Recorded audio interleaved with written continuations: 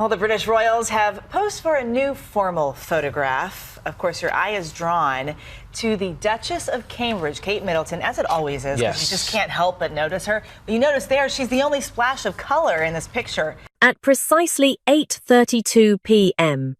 on July 8, 2025, inside the gold-leafed expanse of St. George's Hall at Windsor Castle, the carefully choreographed rhythm of a state banquet came to a sudden, absolute halt. The atmosphere did not break with a sound, but with a shimmer. As Catherine, the Princess of Wales, stepped through the grand doors for the French state banquet, the light reflecting off the 19 swinging pearls of the Cambridge lover's knot tiara sent a cold shockwave through the room. This was not merely a royal appearance, it was a high-stakes calculation. For Queen Camilla, watching from the head of the table, those 3 seconds of visual contact represented more than a breach of etiquette. It was a macroeconomic shift in the power dynamics of the monarchy. While the world saw a stunning woman in a red Givenchy gown, the palace administrative system saw a red alert. Administrative sources confirm that at 8:35 p.m., only 3 minutes after Catherine's entry, an urgent encrypted file was transmitted from the office of the Queen's private secretary to the Lord Chamberlain. There was no shouting, no public display of anger. Instead, there was the terrifyingly quiet panic of senior courtiers and communications assistants, whose faces turned pale in the candlelight. The princess was not just wearing a diamond headpiece worth over $135 million, she was exercising a dormant right of identity. She was summoning the ghost of a woman who had been officially removed from the royal hierarchy 30 years ago. Behind the scenes, the friction was immediate. A senior palace aide was later heard whispering to a colleague in the shadows of the North Terrace, questioning the authorization of the vault access. The aide reportedly said, quote, "We had a specific agreement on the visual narrative for tonight, and this choice effectively overwrites 6 months of branding work for Her Majesty," unquote. This was the invisible incident, the moment where the personal grief of a son and the strategic ambition of a future queen consort collided with the established order.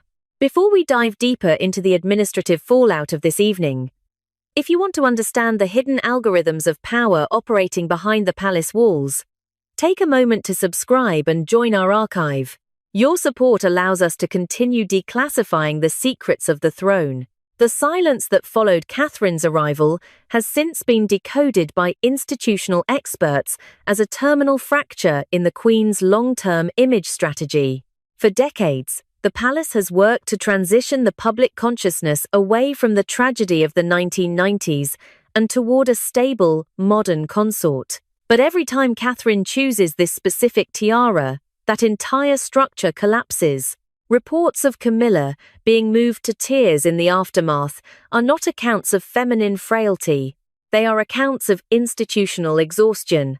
To see the lover's knot is to see the people's princess.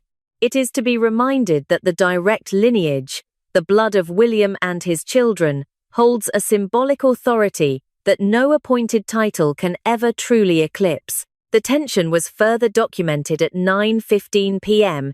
during the first course, when a formal inquiry was reportedly initiated regarding the logistics of the royal collection. The question being whispered in the corridors of power was simple yet devastating. Who signed the release for the lover's knot? In the high-security vaults where these treasures are kept, every movement is a political statement. By bypassing the softer, less controversial pieces favoured by the late Queen Elizabeth, Catherine was not just honouring her mother-in-law, she was signalling that her survival through her recent health battles has granted her a new, untouchable level of authority within the firm. If you find this analysis of royal protocol fascinating, please hit the like button and leave a comment below with your thoughts on whether Catherine's choice was a tribute or a strategic move. We read every perspective. This was the 3-second fracture.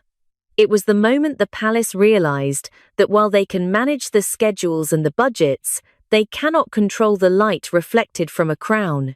The cold panic that gripped the courtiers that night serves as a reminder that in this world, symbols are the only currency that matters. And Catherine, the Princess of Wales, had just spent a fortune to remind everyone who truly holds the future of the British monarchy. In the cold calculus of the British monarchy, an object is never just an object. To the uninitiated, the Cambridge Lovers' Knot is a masterpiece of diamonds and pearls. To the administrative heart of the palace, it is a fortress. Valued at over $135 million, this headpiece functions as a symbolic sanctuary, an impenetrable zone where history and current authority converge. It is the most heavily guarded asset in the royal collection, not because of its material worth, but because of its ability to dictate the national mood and validate the direct lineage of the throne. Commissioned in 1913 by the formidable Queen Mary, the tiara was designed to mirror a lost heirloom of her grandmother, Princess Augusta of Hesse. It carries the ancestral gene code of the House of Windsor, a physical manifestation of a dynasty's continuity. However, while Mary provided its physical structure, the soul of the piece became inextricably fused with the memory of Diana Spencer. For decades, the tiara was the visual shorthand for Diana's meteoric rise and her eventual, tragic isolation. It became a relic of an era that nearly dismantled the throne through the sheer force of public emotion. When the piece was locked away after August 31, 1997, many within the palace's inner sanctum hoped it would remain a museum piece, a silent witness to a closed, chaotic chapter. But history is rarely silent for long. When Catherine, the Princess of Wales, chose to reactivate this specific heirloom, following her grueling battle with cancer in 2024, she did more than return to public life. She established a dangerous precedent. By placing those 19 diamond arches and dangling pearls upon her brow, she was not merely wearing a gift from the late Queen Elizabeth. She was performing a spiritual reclamation. She was bridging the gap between the modern, rigid institution and the untouchable, ethereal aura of the people's princess. This was a calculated alignment with the only figure in royal history whose popularity exceeded the crown itself. In the high-security environment of London's elite circles, jewelry is the primary language of either submission or rebellion. Within the palace walls, there are no accidents in a princess's wardrobe. Her decision to wear this tiara 15 times throughout her tenure is a sophisticated security protocol. Catherine understands that in the grand hierarchy, her position is constantly being weighed against the legacies of those who came before. By wearing the Lover's Knot, she effectively mutes the administrative critics. One does not easily attack the woman who carries the weight of the monarchy's most beloved memory on her head. This is about the long-term survival of the direct line. Catherine is using the past as a shield for the future, specifically for her son, Prince George, the future king. By cementing her image as the rightful successor to Diana's symbolic throne, she ensures that the transition to the next generation remains anchored in public affection rather than just administrative decree.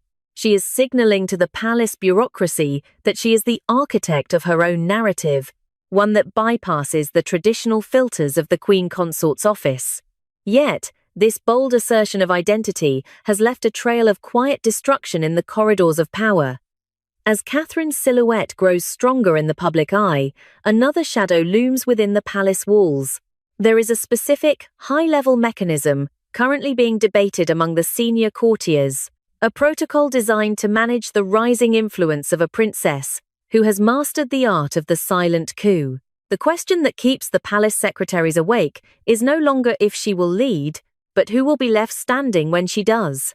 The modern British monarchy is currently navigating a quiet, administrative civil war, a conflict fought not with spoken words, but with archival access and visual dominance.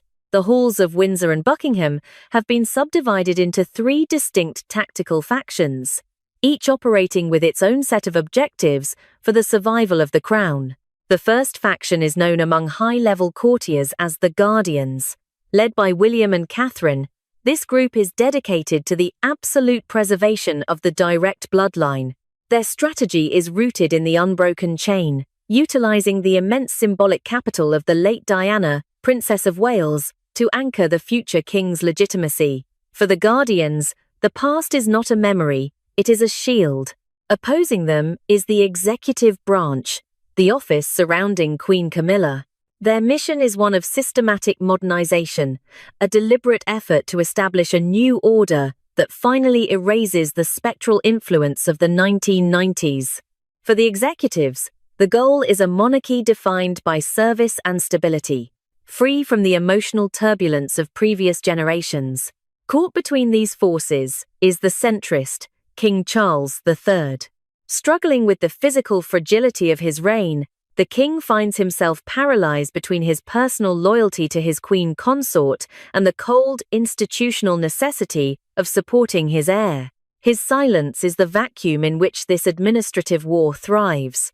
The timeline of this fracture reveals a series of escalating symbolic strikes. In December 2023, at Buckingham Palace, the family presented a facade of absolute unity. It was the last moment of the old stability before the system was forced into a state of emergency. By March 2024, the palace entered a period of administrative quarantine. Following Catherine's cancer diagnosis, her public image and her iconic jewelry were withdrawn from the world. In the quiet corridors, some believed the era of the lover's knot was over. The absence of the princess was treated by the executive branch as an opportunity to solidify a new, post-Diana narrative. The turning point occurred in December 2024 during the Qatar state visit. This was the trial point. Catherine appeared for the daytime arrival but wore no tiara, no evening gown. The executive branch reportedly felt a sense of relief, believing the princess had moved toward a more subdued, less symbolic role. They assumed the ghost had been laid to rest. However, on July 8, 2025, Catherine executed what historians now call the symbolic strike. At the French state banquet, she reappeared in the lover's knot. The effect was instantaneous. The Queen's media team found themselves paralyzed. The global narrative shifted entirely away from the diplomatic mission and back to the resurgence of the Spencer legacy.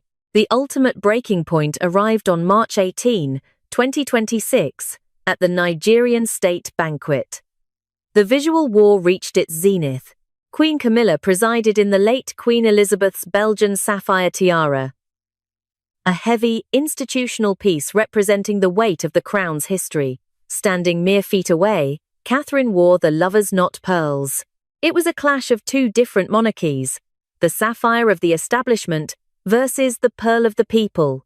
This was no longer a dinner, it was a map of the future. The contrast in their choices created a visual fracture that the palace's public relations machine could not repair. As the two women stood in the candlelight of Windsor, the courtiers realized that the Heirs Accord was under threat. The question was no longer about fashion, but about who holds the keys to the royal vault, and what happens when those keys are used to unlock a power the king can no longer contain. But even as the visual war rages in the banquet halls, a more clinical process is unfolding in the basement offices of the Royal Collection Trust. There are documents moving between desks that suggest the rules for archival loans are being rewritten in real time. And the next time the vault opens, the locks may have already been changed. Deep beneath the stone foundations of the royal residences lies the vault, a place where the monarchy's physical soul is kept in temperature-controlled silence. To the public, it is a treasure chest of glittering artifacts. To the institution, it is a high-security archive of legitimacy. The movement of an item as politically charged as the Cambridge lover's knot requires a precise, clinical ascent through three distinct levels of authority. This is the stairway of authority, a bureaucratic climb where every step is a negotiation of power. The first gate is the vault ledger, governed by the Royal Collection Trust. This is not a matter of simple aesthetics, it is an interrogation of intent. Every request for an archival loan must be logged into a system that tracks not just the object's physical location, but its symbolic trajectory. Palace administrative sources suggest that when a request is submitted for the lover's knot, it triggers a specialized security protocol. A former archivist was once overheard remarking to a senior clerk in the shadowed corridors of the archives, quote, "We are not merely moving diamonds, we are releasing a narrative that the office of the Queen Consort has spent over a decade trying to stabilize, unquote. This first level ensures that no piece of jewelry enters the public eye without a pre-approved historical clearance.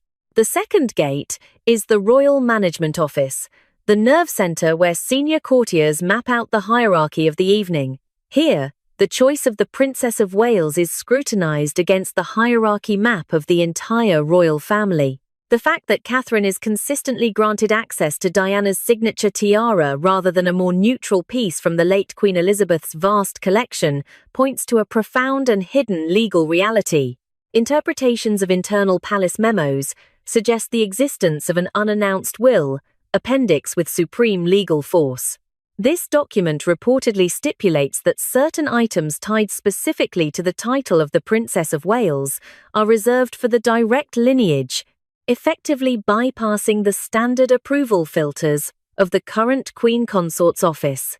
It is an administrative fortification, a legal mechanism that protects Catherine's visual sovereignty from being diluted by the current executive branch. The final and most agonizing gate is the King's ultimatum. As the ultimate arbiter of the royal collection, King Charles III must personally authorize the final release of the most significant pieces. This is where the Heirs Accord faces its greatest test. For the king, approving the use of the lover's knot is a painful institutional compromise. It is a tacit acknowledgement that to maintain the stability of his own reign, he must allow his son and daughter-in-law to wield the very symbols that once challenged the establishment. Administrative whispers within the palace suggest that Charles III views these authorizations as a necessary sacrifice to ensure Prince William's continued alignment with the Crown's central mission. One senior courtier reportedly summarized the king's strategic dilemma during a private briefing, stating, quote, "The king understands that the institution cannot survive a sustained conflict with its own future. He authorizes the tiara to maintain the alliance, even if the light it reflects casts a shadow over his own consort," unquote. This three-tiered process ensures that when Catherine appears in the lover's knot, it is the result of a successful administrative siege. It is a victory of the direct lineage over the contemporary executive office. However, as the Princess of Wales masters this stairway of authority, the air at the top is becoming increasingly thin. Behind the closed doors of the Royal Management Office, a new set of restrictive protocols is reportedly being drafted, a counter-mechanism designed to ensure that such a symbolic coup cannot be repeated without an immense institutional cost. The gears of the palace are shifting, and the next move will not be visible on a balcony, but in the cold, revised fine print of the vault ledger.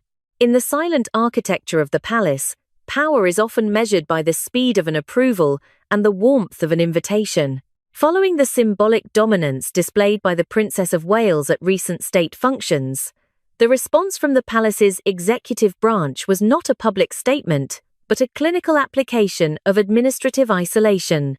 In the grand history of the British monarchy, when a figure becomes too potent, the institution does not shout, it restricts. Internal administrative reports suggest that a series of subtle but firm logistical constraints were placed upon the office of the Princess of Wales. This was a move designed to neutralize what was perceived by the Queen's inner circle as symbolic overreach. Sources within the palace's administrative hierarchy whisper of a tightening of access to certain residential privileges and a sudden complication in the scheduling of secret edicts, the internal memos that coordinate royal logistics.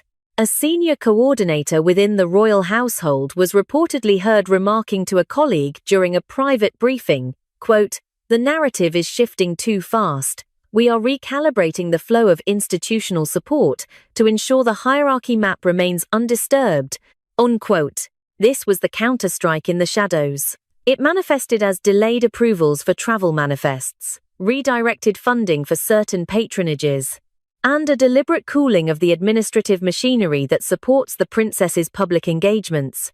It was a sophisticated attempt to isolate Catherine's position, ensuring that while she might wear the crown of the people, she would find the bureaucratic levers of the palace increasingly difficult to pull. However, this campaign of isolation encountered an unexpected and formidable barrier: the Heirs Accord. This is an unwritten but ironclad pact between Prince William and the Old Guard, the veteran courtiers and traditionalists, who view the direct lineage as the only true priority of the crown. William's response to the administrative pressure on his wife was not an outburst of anger, but a display of strategic silence. During high-profile events and private meetings with the king's advisors, William's demeanor has been described as a breathless silence. This is the ultimate weapon of a future king. By refusing to engage in the standard diplomatic small talk with the executive branch, William sends a clear, macro-level message. Any sustained attack on the status of the Princess of Wales is an attack on the legitimacy of his own future reign. The threat is unspoken but understood by every senior official. A marginalized Princess of Wales leads to a constitutional crisis that the current, fragile administration cannot afford to survive. The result is a state of cold panic within the palace corridors. There are no loud arguments, only extended approval times and cold handshakes in the reception rooms of Windsor. The executive branch attempted to use the bureaucracy to clip the wings of a rising icon, only to realize that the heir to the throne is willing to stall the entire system to protect the symbolic sanctuary of his wife. This administrative war has created a peculiar atmosphere during public appearances. While the cameras capture smiles, the palace administrative war is visible in the physical distance between the principals and the rigid adherence to the most punishing versions of royal protocol. The institution is currently locked in a stalemate, where neither side can advance without risking the total exposure of the fracture. As the sun sets over the long walk at Windsor, the question being debated in the secret annexes of the palace is no longer about who wears the jewels, but who controls the very system that allows them to be seen. The silence is growing louder, and in the world of the Windsors, silence is often the sound of a storm that has yet to break.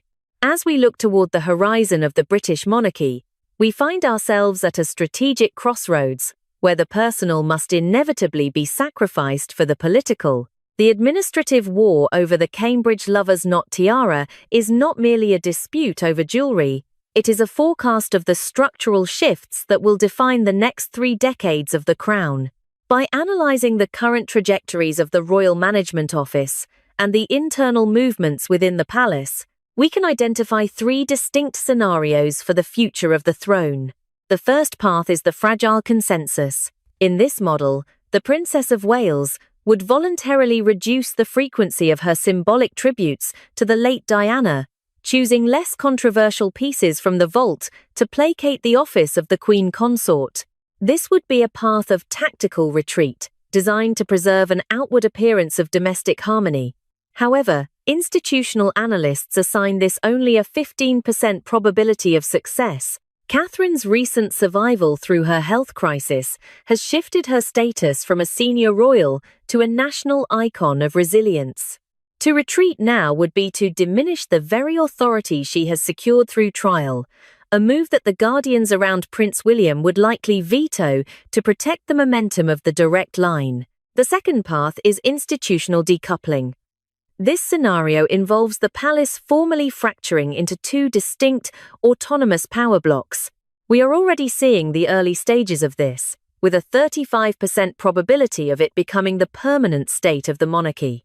In this reality, William and Catherine effectively establish a shadow court within the existing structure, one that operates with its own communications machinery, its own archival access, and its own diplomatic agenda. It is a monarchy of 2 sons, where the king's administration and the heir's administration coexist in a state of cold, professional distance. This decoupling allows Catherine to maintain her symbolic dominance, while Camilla focuses on the king's immediate legacy, but it risks exposing the internal rifts to a public that demands unity. The third and most realistic path is the ascendance of the direct bloodline.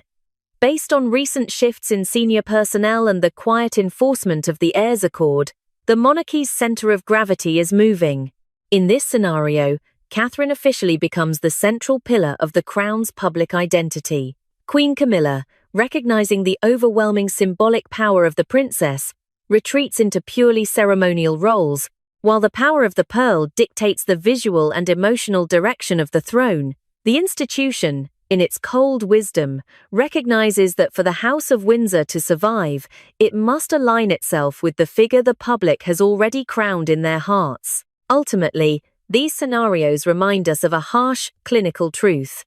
Those diamonds, forged under immense pressure and worn by generations of queens, are indifferent to the tears of a They do not possess empathy. They possess only utility. They serve one entity, and one entity alone, the throne. As the night air settles over the ancient stone towers of Windsor, the wind carries a reminder of a grim philosophy that has sustained this institution for 1,000 years.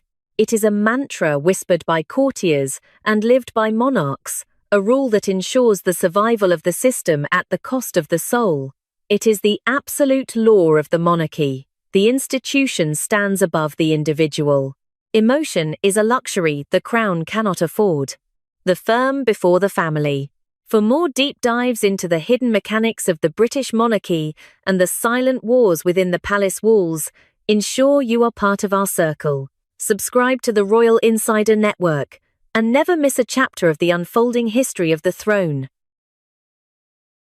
6:45 a.m. London time, March 9, 2026. The British monarchy has officially entered a state of high-alert institutional warfare. As the sun rises over Windsor, the global media landscape is reeling from the leak of what intelligence insiders are calling the Red Envelope Gambit. This is not just a rumor, this is a digital assassination attempt. Within the last 24 hours, Meghan Markle has reportedly issued a final, desperate ultimatum to King Charles III, an act of extortion so brazen it has forced the Crown to trigger a Level 1 protocol blackout for the first time in modern history. The core of this crisis is a $10 million debt and a 3 million-page digital dossier. According to leaked documents from the Royal Disciplinary Tribunal, Meghan Markle's financial walls have finally closed in. Her lifestyle subsidy from Hollywood mogul Tyler Perry has reportedly expired, leaving the Duchess of Sussex facing a staggering $10 million liquidity crisis. In a move described by palace courtiers as pure mercenary desperation, Meghan allegedly sent an encrypted digital package, the Red Envelope, directly to the King's private server at 3:15 p.m. yesterday, March 8th. Inside that envelope was a curated selection of the 3 million-page Epstein archive, specifically focusing on the secret financial ledgers of Sarah Ferguson and the York princesses. The demand was clinical. The Crown must settle Meghan's $10 million debt to Tyler Perry immediately, or she will release the full unredacted dossier to a major American streaming conglomerate. Internal sources report that Meghan's message was chillingly direct. She reportedly stated, and I quote, "The York family's survival depends on my silence. $10 million is a small price to pay for the integrity of the bloodline." End quote. For a moment, the halls of Buckingham Palace were paralyzed. The king, faced with the potential total destruction of his brother's family and the reputation of his nieces, was reportedly considering a quiet settlement to bury the scandal forever. But then, at exactly 5 p.m. yesterday, the dynamic shifted. Prince William, the Prince of Wales, supported by the uncompromising Princess Anne, reportedly intercepted the negotiation. William's response was not one of fear, but of clinical sovereign fury. He reportedly told his father's advisers, "The Crown does not negotiate with extortionists. If we pay her today, we are her prisoners forever. This ends now." As of this morning, March 9th, the Windsor blockade is in full effect. Every digital asset associated with the Sussex brand in the United Kingdom has been frozen under the Sovereign Assets Act of 2025. This is breaking news that changes everything we thought we knew about the royal power dynamic. If you are watching this right now, you are witnessing the definitive end of the olive branch era.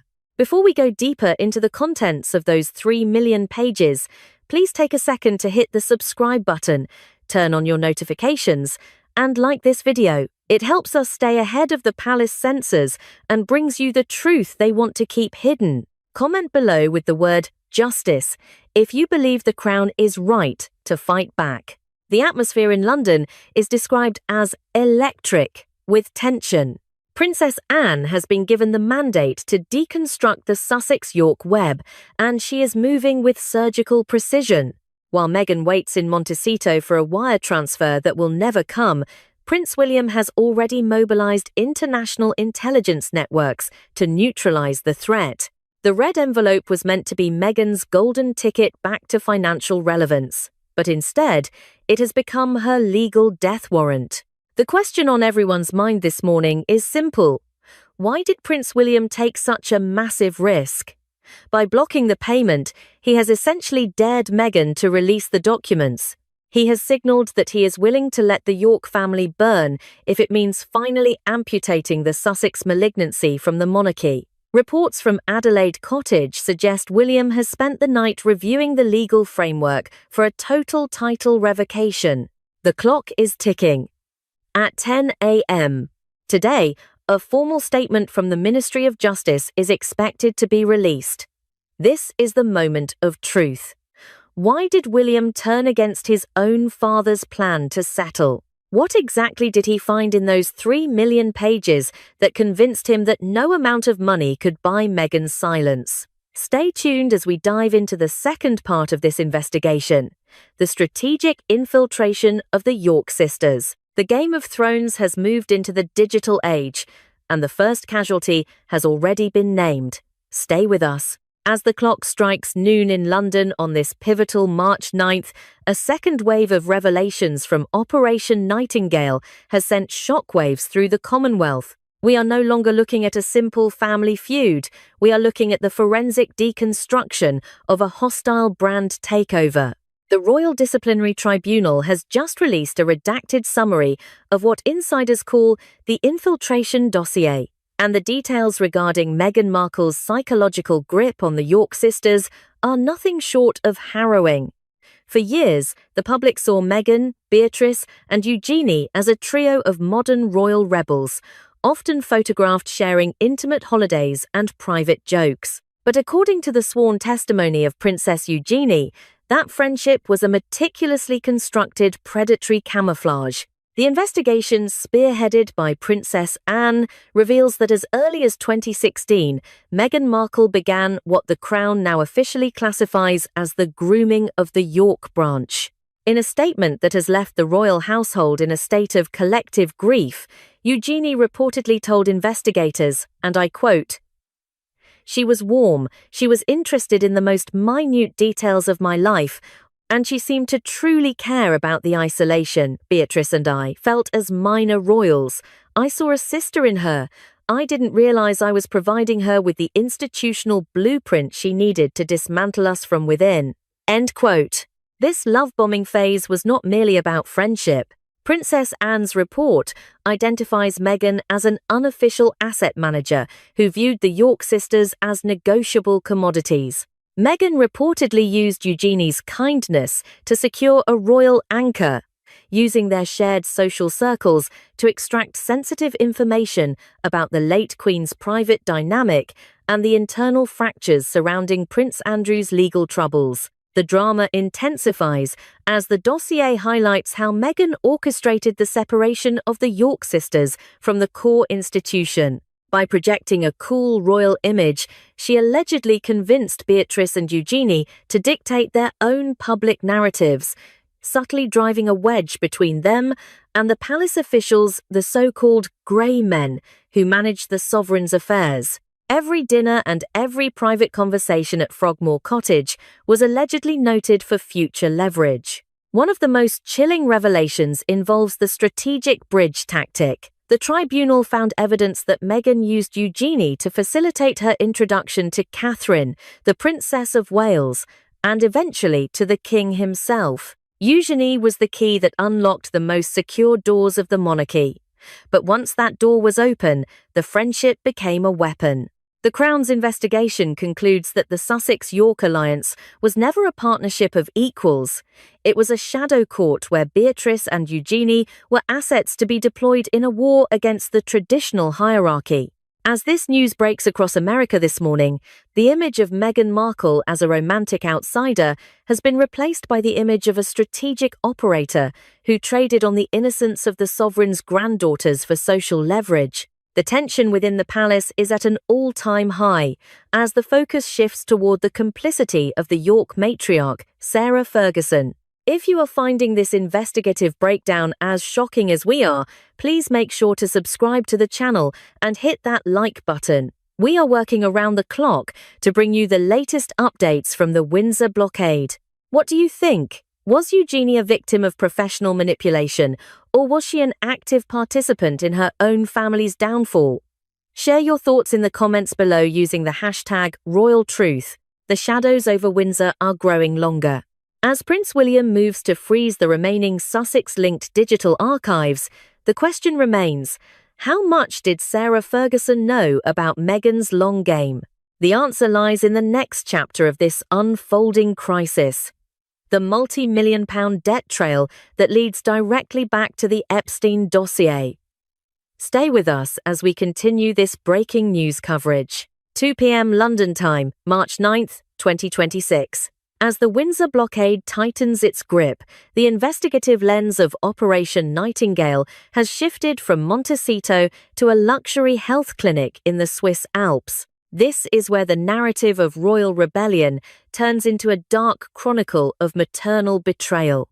The Royal Legal Commission has just unsealed a series of encrypted financial ledgers and personal correspondence that paint a devastating portrait of Sarah Ferguson, the Duchess of York, and her role as the mercenary matriarch of the Sussex-York axis. The investigation reveals that while Meghan Markle provided the weaponry for this institutional assault, Sarah Ferguson provided the access, driven by a staggering £30 million debt. For decades, the public viewed Sarah as a tragic, if somewhat chaotic, figure. But the recovered emails between the Duchess and the late Jeffrey Epstein reveal a much more calculated dynamic. In one exchange dated July 2017, Sarah reportedly referred to Epstein as her, quote, true friend and the only chairman of the board for the York family's survival, end quote. Princess Anne's investigative team has found that Sarah viewed Epstein not as a predator, but as a board chairman who could monetize the York brand. This moral blindness is what allowed Meghan Markle to seize control. The dossier suggests that Meghan discovered these emails during her early years in the family and used them as a double-edged weapon. First, she reportedly used the information to keep Sarah in a state of subservient cooperation, forcing her to sanitize the York family's past while simultaneously selling its secrets. Second, Meghan utilized these same chairman emails as the core of her $10 million red envelope demand to the king.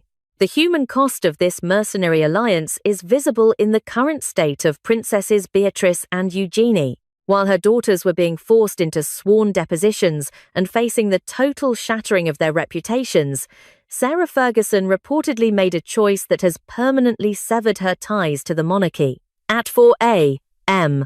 on March 3rd, just as the Royal Disciplinary Tribunal was convening, Sarah allegedly fled the United Kingdom for a high-security luxury clinic in Switzerland. The cost of this sanctuary? $24,000 per day. And the most shocking detail? Internal palace intelligence suggests Sarah is currently begging her own traumatized daughters for loans to settle the mounting legal fees associated with the 3 million-page Epstein document release.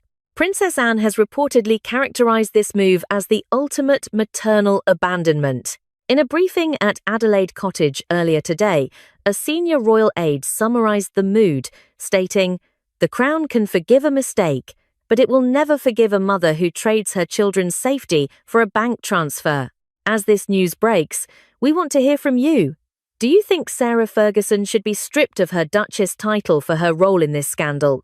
Type accountability in the comments if you agree. And if you're finding this deep dive into the royal archives essential, please hit that subscribe button and give this video a thumbs up.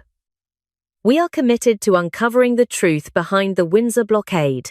The Crown has responded to Sarah's flight with clinical finality. Her access to all royal digital archives has been terminated, and the Ministry of Justice has informed the Swiss clinic that the British state will not honour any further expenses incurred by the Duchess. Sarah Ferguson is no longer a guest of the sovereign. She is a private citizen drowning in debt, isolated by her own choices. But as Sarah hides in the Alps and Meghan waits in California, a greater question looms over the Atlantic. Where is Prince Harry in all of this? Why has the Duke of Sussex remained a ghost in the machine while his wife and his aunt's world collapses? The answer involves a Jordanian airport, a revoked Councillor of State role, and a state of total psychological withdrawal. Stay tuned as we move into the most tragic chapter of this breaking story, the fall of the Silent Prince. 4 p.m. London time, March 9th, 2026. As the Windsor blockade enters its 24th hour, a chilling silence hangs over the person once known as the Duke of Sussex. While Meghan Markle remains the face of the Montecito legal offensive, Prince Harry has become a ghost in the machine. Intelligence reports now suggest that the man who once stood second in line to the throne is no longer just an exile. He is a prince without a country, caught in the crossfire of his wife's final gamble and his brother's clinical retaliation. The tragic descent reached its terminal point following the Jordanian airport disaster in late February. Sources close to the royal household have confirmed that while Harry was in Oman for what he believed was a private diplomatic mission, Meghan Markle was reportedly behind the scenes, using his location and status as a bargaining chip. The infiltration dossier suggests that Meghan leaked Harry's sensitive travel itineraries to international entities to prove her insider status, effectively selling her husband's security for a seat at the table with new American benefactors. The retaliation from London was instantaneous and absolute. Prince William, acting with the full constitutional authority of King Charles, issued an emergency administrative order. In a single stroke, Harry's diplomatic immunity was revoked, and his role as a Councillor of State was formally terminated. This wasn't just a snub, it was a total administrative excommunication. Harry found himself stranded abroad, his royal passport flagged, and his security detail withdrawn. For the first time in 1,000 years, a son of the sovereign was functionally stateless, stripped of his birthright, while standing on foreign soil. The psychological fallout has been described by insiders as a state of total hibernation. Harry has reportedly entered a period of profound psychological withdrawal, realizing perhaps too late that he has been a side character in a script written entirely for Meghan's commercial gain. The Sussex brand was never a partnership. It was a platform, and Harry was merely the institutional fuel. Reports indicate he has ceased all communication with Meghan's legal team in California, haunted by the realization that his own wife utilized the very secrets he entrusted to her to trigger the red envelope blackmail attempt against his father. The tragedy of the fallen prince is the central theme of this afternoon's briefing. He is a man who traded his family for a role in a production that has now been cancelled by the ultimate executive producer, the British state. As he sits in a state of seclusion, the world is asking, can a prince who has been so thoroughly used ever find a way back? We want to know your perspective on this. Has Harry been a victim of professional manipulation, or is he the architect of his own isolation? Type homecoming if you think William should show mercy, or finality if you believe the exile should be permanent. And if you're following this breaking investigation, please make sure to subscribe and hit the notification bell. Your support allows us to continue documenting the end of the Sussex era. The internal collapse of the Sussex marriage is no longer a tabloid rumour, it is an institutional reality. While Meghan fights the debt collectors in Montecito, Harry remains silent, a prince whose voice has been muted by the very freedom he sought. But even as Harry fades into the background, the Windsor blockade is moving toward its final objective. the surgical removal of the Sussex-York malignancy. Stay with us as we move into the next phase of Operation Nightingale, the Iron Sceptre of Prince William and the total freeze of the Montecito Empire. 5 p.m. London time, March 9, 2026. The British monarchy has officially transitioned from a family of sentiment to a disciplined state entity. The Windsor blockade is no longer just a defensive posture. It has become a full-scale offensive known as Operation Nightingale. As the sun sets over the Long Walk, the iron sceptre of the crown has descended, wielded by a Prince of Wales who has proven he is willing to dismantle his own family tree to save the institution. The core of this retaliation is the total financial and social asphyxiation of the Sussex brand. Prince William, acting with a clinical coldness that has stunned veteran courtiers, has reportedly utilized his global diplomatic and intelligence connections to issue what is being called a sovereign blacklist order. This is a surgical strike designed to neutralize Meghan Markle's only remaining weapon, her media presence. Internal reports suggest that William has communicated directly with the executive boards of major streaming entities, including Netflix and Spotify. His message was delivered via a formal secretariat order. Any platform that facilitates the monetization of the York sisters' trauma or utilizes the 3 million-page Epstein dossier for commercial entertainment will face the immediate and total revocation of all cooperation with the British state. By invoking moral turpitude clauses and arguing that the use of royal titles for such content constitutes institutional fraud, William has effectively rendered Meghan's upcoming projects institutional orphans. No studio is willing to risk a diplomatic war with the United Kingdom for a podcast contract. While William handles the global legal offensive, Princess Anne remains the enforcer on the home front. She has mandated a protocol of silence that is now the law of the land. Under the threat of prosecution under the Official Secrets Act, no royal staff member, current or former, is permitted to communicate with the Sussex camp or the exiled Sarah Ferguson. Princess Anne's fury is said to be white-hot. She has overseen the resumption of property for any remaining York-controlled assets that could be leveraged for media deals. The visual of this new era is unmistakable. Prince William and Princess Anne standing side by side at Windsor, a dual symbol of sovereign resilience. They have reframed the entire crisis. This is no longer about a family spat, it is about Operation Clean Slate. The Crown has signalled that it will forgive those who were used, like Princess Eugenie, but it will never forgive the users. As the Windsor blockade shuts down every digital and financial avenue for Meghan Markle, the world is watching a masterclass in institutional survival. William has reportedly delivered a final warning to Montecito. Any further attempt to monetize the secrets of the bloodline will result in the immediate freezing of all remaining Sussex-linked assets in the United Kingdom, permanently. Do you believe Prince William is right to take such a hardline stance? Is the Iron Sceptre the only way to save the monarchy from these constant attacks? Let us know your thoughts in the comments by typing "strong crown" or "too far." And if you want to stay updated as the final hours of this blockade unfold, make sure to hit that subscribe button and like this video. We are your primary source for the truth behind Operation Nightingale. The message from London is singular. The York-Sussex axis of manipulation has been broken. The red envelope that was meant to burn down the palace has instead ignited the very fire that is now consuming Meghan Markle's credibility.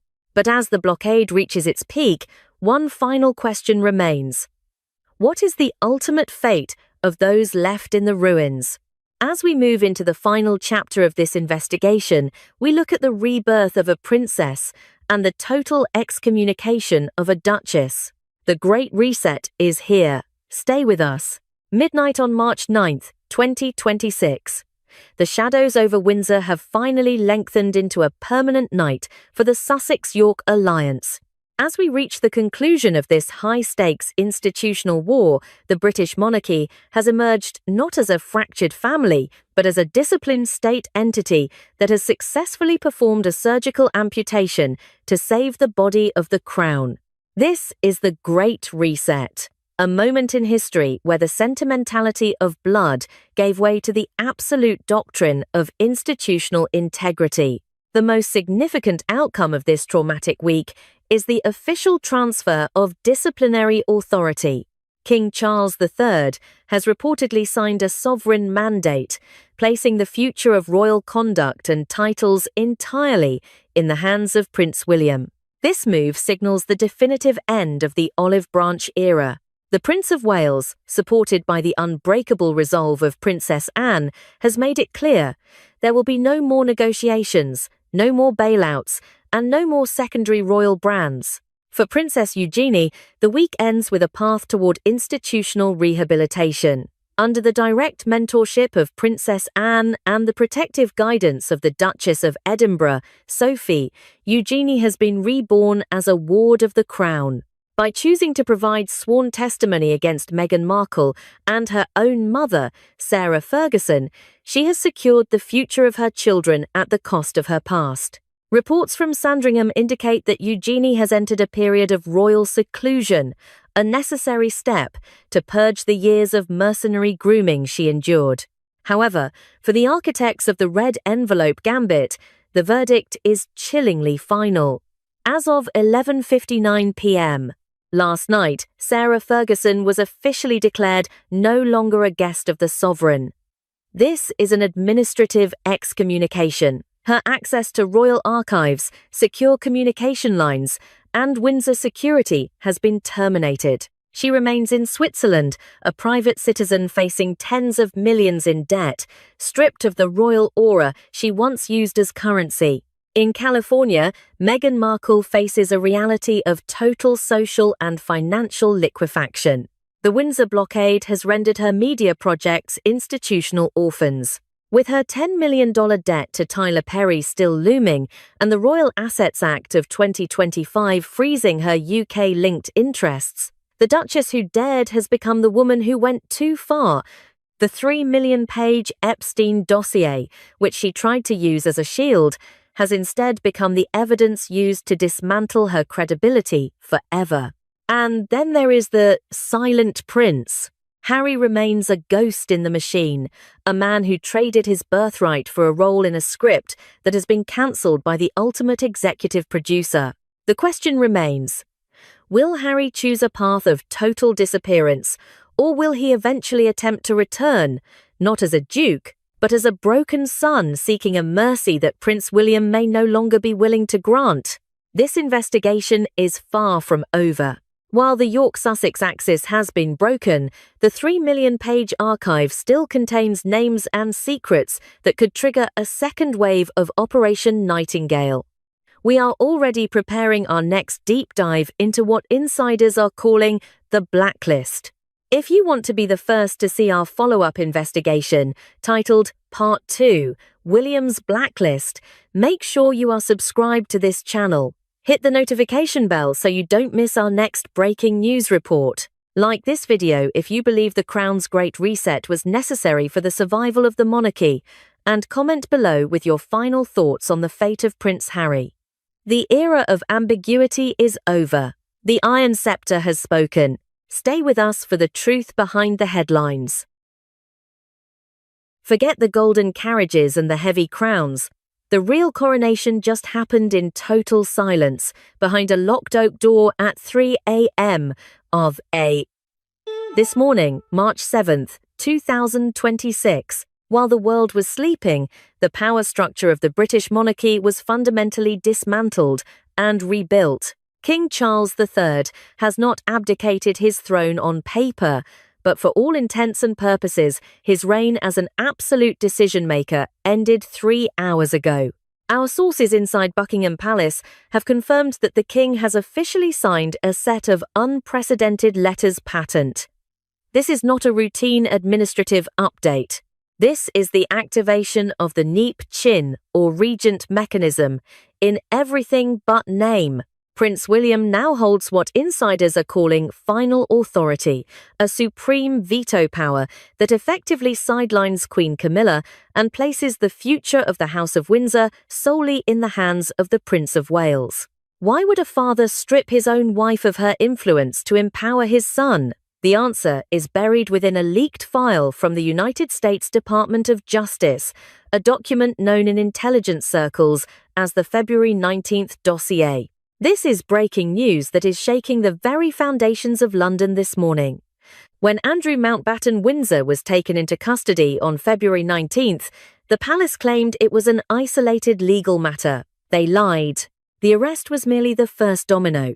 The real explosion happened when investigators uncovered a digital trail linking high-ranking royal associates to confidential government data leaks.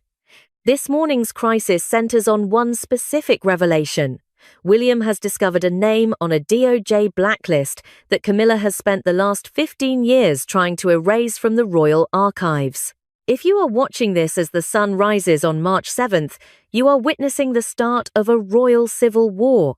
If you want to see the evidence the palace is trying to suppress, hit the like button and subscribe immediately. We are monitoring these developments minute by minute. Drop a comment below with the word transparency if you believe William is right to take control, or loyalty if you think the king has gone too far. Your engagement helps us keep this investigation alive against palace censorship. According to a senior courtier who was present during the late-night confrontation at the palace, the atmosphere was icy. The king, visibly weakened by his ongoing cancer treatments, was reportedly caught in a crossfire between his wife and his heir. The source describes a moment at 2:15 a.m. when William walked into the king's private study with a leather-bound folder. He didn't offer a greeting. Instead, he laid out the evidence of Camilla's continued private correspondence with individuals linked to the Andrew scandal. William's words were sharp and unmistakable. He told his father, and I quote, "The crown cannot survive another month of secrets. If you will not cut the ties to protect the institution, then I will. I am not asking for permission. I am presenting the only way forward." Charles, reportedly exhausted and disillusioned, looked at the documents for less than a minute before pushing the parchment across the desk. He allegedly replied in a whisper, "Then the burden is yours, William. Do what must be done." With those 10 words, the king effectively handed over the keys to the kingdom. This new authority means that for the first time in history, a Prince of Wales can override the Queen Consort on matters of palace security, personnel, and most importantly, the royal budget. But why is Camilla fighting back so desperately? This isn't just about ego, it's about survival. For years, Camilla has functioned as the king's primary gatekeeper. But William's new corporate overhaul plan aims to turn the palace into a glass house. He is demanding full disclosure of every meeting, every phone call, and every cent spent by the senior royals. This morning, at 4 a.m., reports surfaced that Camilla's private secretary was barred from entering the sovereign's archives by security detail personally appointed by William. The rift is no longer a rumour, it is a blockade. The stakes reached a breaking point when Kate Middleton, the Princess of Wales, entered the fray. While the media has focused on her recovery, our investigation reveals she has been the silent architect of this power shift. Kate has been working behind the scenes with legal advisors to ensure that when William took this final authority, it was legally airtight. She knows that the February 19th arrest of Andrew was only the beginning.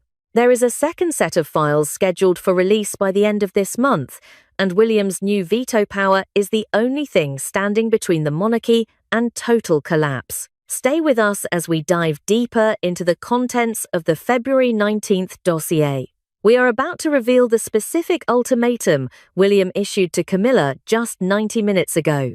You are watching the most significant shift in British power in over 70 years.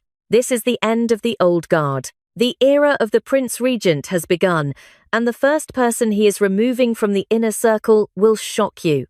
Subscribe now so you don't miss the next update in this breaking investigation. The shockwaves from the arrest of Andrew Mountbatten Windsor on February 19, 2026, were not a surprise to everyone inside the palace. While the public saw a sudden legal catastrophe, the Prince of Wales saw the successful conclusion of a 3-year surgical operation. This was the first domino in a sequence William had been calculating since he took over the management of the royal estates. To understand why William has seized final authority this morning, we have to look at the evidence that the palace tried to bury under the rug of tradition. This isn't just about one man's legal troubles, it is about the systemic eradication of what William calls the parasitic network surrounding the throne.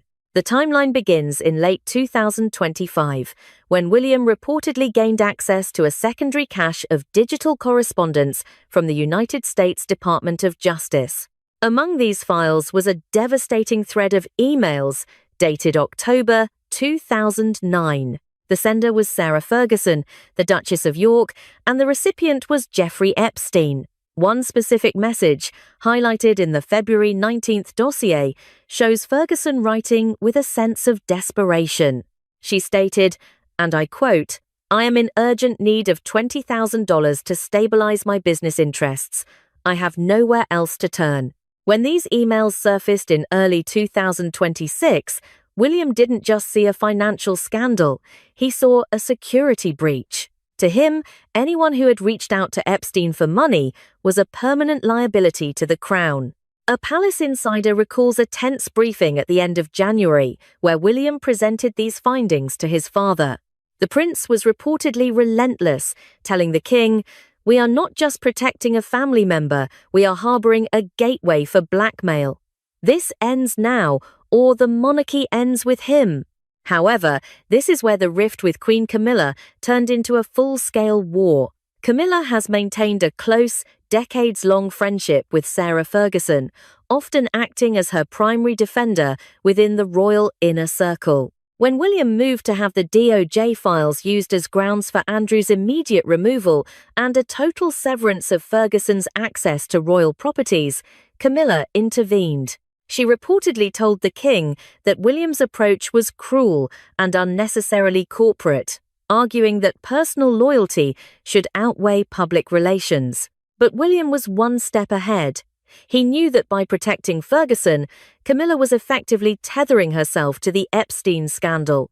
Our investigative team has learned that William's team tracked at least 4 private meetings between Camilla and Ferguson in the weeks leading up to the February 19th arrest meetings that were not on the official royal calendar. When William confronted Camilla with this surveillance data, the Queen Consort reportedly brushed it off, stating, "I will not abandon my friends to satisfy your quest for a perfect image." In that moment, Camilla unknowingly signed the death warrant for her own political power. William used her defiance as the ultimate proof that the current leadership was compromised by emotion and old guard loyalties. He presented the king with a choice. Either allow the Prince of Wales to enforce a Bante Sach or clean hands policy, or watch the entire institution go down in the next round of DOJ leaks. If you think William is being too cold-blooded, or if you believe this is exactly the kind of leadership the monarchy needs to survive, we want to hear from you. Type clearance in the comments if you support William's purge, or tradition if you think Camilla is right to stand by her friends. Make sure you are subscribed with notifications on, because the financial documents we are about to reveal in the next segment will change everything you thought you knew about the royal budget. The $20,000 request was just the tip of the iceberg. As we speak, more files are being decrypted that link the Queen's own social circle to the February 19th dossier. The dominoes are falling, and William is the one who pushed them. Stay tuned. This morning's developments at Buckingham Palace have exposed a cold, systemic reality. Prince William is no longer just the heir, he is the acting chief executive officer of the British monarchy. Our investigation into the February 19th dossier has revealed a massive structural shift that palace insiders are calling the Silicon Valley overhaul. For centuries, the royal family has operated on tradition, sentiment, and the quiet influence of the grey men in suits. As of March 7th, 2026, that era is officially dead. William has replaced it with a model of efficiency that is as ruthless as it is effective. The true engine of this power shift lies in two specific mechanisms: the Duchy of Cornwall and the control of royal warrants. When William inherited the Duchy of Cornwall, a billion-dollar estate, he didn't just collect the rent. He began an aggressive audit of every asset, every contract, and every staff member. He is running the estate like a high-growth tech firm, demanding transparency and measurable results. But the real veto power we've been discussing comes from the recent transfer of authority over royal warrants. Historically, these warrants allow businesses to display the royal coat of arms, a mark of ultimate prestige and commercial success. By gaining control over who receives or keeps these warrants, William now holds the economic keys to the kingdom. He can effectively bankrupt brands associated with the old guard or those in Queen Camilla's inner circle with a single stroke of a pen. At the heart of this corporate-style monarchy is a new board of directors, and its most influential member is Kate Middleton.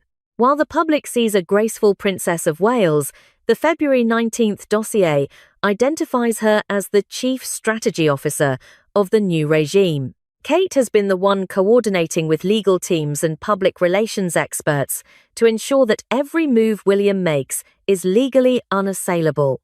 One palace aide, speaking on the condition of anonymity, described a meeting last week where Kate reportedly dismissed a traditional protocol suggestion by saying, and I quote, "Tradition is only valuable if it provides stability. If it provides a shield for scandal, it is a liability." The human cost of this efficiency is becoming visible. King Charles, reportedly exhausted by his ongoing cancer treatments and the fallout from the Andrew arrest, has retreated from the daily management of the institution. During a briefing at Clarence House 3 days ago, the king allegedly looked at a stack of reorganization papers prepared by William's team. According to a witness, Charles turned to his private secretary and whispered, "It is done. The world belongs to William now. I am merely the occupant of the chair." This admission is a heartbreaking acknowledgement that the crown's weight has already shifted to the next generation. The tension between the new corporate monarchy and the old royal household reached a breaking point just hours ago. As William was walking through the grand hall of the palace this morning, his encrypted phone reportedly buzzed multiple times with an incoming call from Queen Camilla. According to two witnesses, the prince didn't even break his stride. He looked at the screen, saw the name, and placed the phone face down on a mahogany side table without answering. A senior courtier overheard him say to an assistant, "The time for negotiations ended at 3 a.m. We are in execution mode now." This is the cold truth of March 7th. Power is not being given to William. It is being systematically seized. He is stripping away the emotional buffers that once protected the family, replacing them with a merit-based system where no one, not even the Queen Consort, is immune to oversight. If you think this Silicon Valley approach is the only way to save the monarchy from the Andrew scandal, type "modernize" in the comments. If you feel this cold efficiency is destroying the soul of the royal family, type "tradition." Make sure you are subscribed, because what we are about to reveal in the next segment is the most explosive part of our investigation. We have obtained the details of the blacklist. William has created a list of royal associates who are being permanently barred from the palace under his new authority. The first name on that list is someone Camilla has spent her entire royal life protecting. You won't believe who it is. Stay tuned. The counteroffensive from Queen Camilla began at precisely 7:30 a.m. this morning. Our sources inside the palace report that a series of coordinated leaks were funneled to several conservative media outlets, all aimed at one target: the Princess of Wales. The narrative being pushed was that Kate Middleton, under the guise of crisis management, was orchestrating a subtle coup to push the king toward an early abdication. This was Camilla's desperate attempt to reclaim the narrative, painting Kate as an ambitious outsider who was manipulating a sick king to secure her own future. But Camilla's insurgency hit a brick wall at 11:15 a.m. during what was supposed to be a private tea at Clarence House. The atmosphere in that tea room was described as suffocating. According to a senior royal aide, Camilla did not hold back. She reportedly confronted Kate directly, her voice trembling with a mix of anger and exhaustion. Witnesses claim the Queen Consort looked at Kate and said, and I quote, "Do not think for a second that your savior act is fooling anyone. You are playing a dangerous game, Catherine, acting as the royal architect while the king is still breathing. You are reaching for the crown before the seat is even warm." For a moment, the room was silent. Kate reportedly didn't flinch. She simply sat there, maintaining the Iron Princess composure she has perfected over the last decade. But before she could respond, Prince William entered the room. He didn't come to argue, he came to end the war. William reportedly placed a black leather folder on the table between the two women. Inside were high-resolution surveillance photographs taken only 48 hours ago. Our investigative team has confirmed the contents of those photos. They show Queen Camilla entering a private apartment in Chelsea under the cover of darkness. The person she was meeting was none other than Sarah Ferguson, the Duchess of York. This meeting was a direct violation of the clearance protocol William had established following the February 19th arrest of Prince Andrew. While the public was told that the palace had cut all ties with the Andrew Circle, the Queen Consort was caught red-handed, maintaining a secret back channel to the very person William had labelled a permanent liability. The power dynamic in the room shifted instantly. William's voice was described as cold, surgical, and devoid of any familial warmth. He reportedly laid out a binary choice for his stepmother. He told her, and I quote, "The time for playing both sides is over. You have a choice to make before the sun sets today. Either you accept a quiet, permanent retirement to Sandringham and step back from all strategic decision-making, or these photographs, along with the phone logs linking your office to the Andrew legal team, will accidentally appear on the front page of The Sun tomorrow morning." This wasn't a suggestion. It was a final ultimatum from the man who now holds the veto power over the British monarchy. William made it clear that if Camilla chose to continue her smear campaign against Kate, he would release the February 19th dossier in its entirety, exposing how deep the Queen Consort's loyalty to the Andrew Circle truly went. The choice Camilla faces is one of total surrender or public ruin. As of this hour, reports indicate that the Queen Consort has cancelled her scheduled appearances for the remainder of the week and has retreated to her private quarters. The saviour narrative she tried to use against Kate has backfired spectacularly. Now, the world is waiting to see if she will accept the exile to Sandringham or if she will attempt one last kamikaze strike against the Prince of Wales.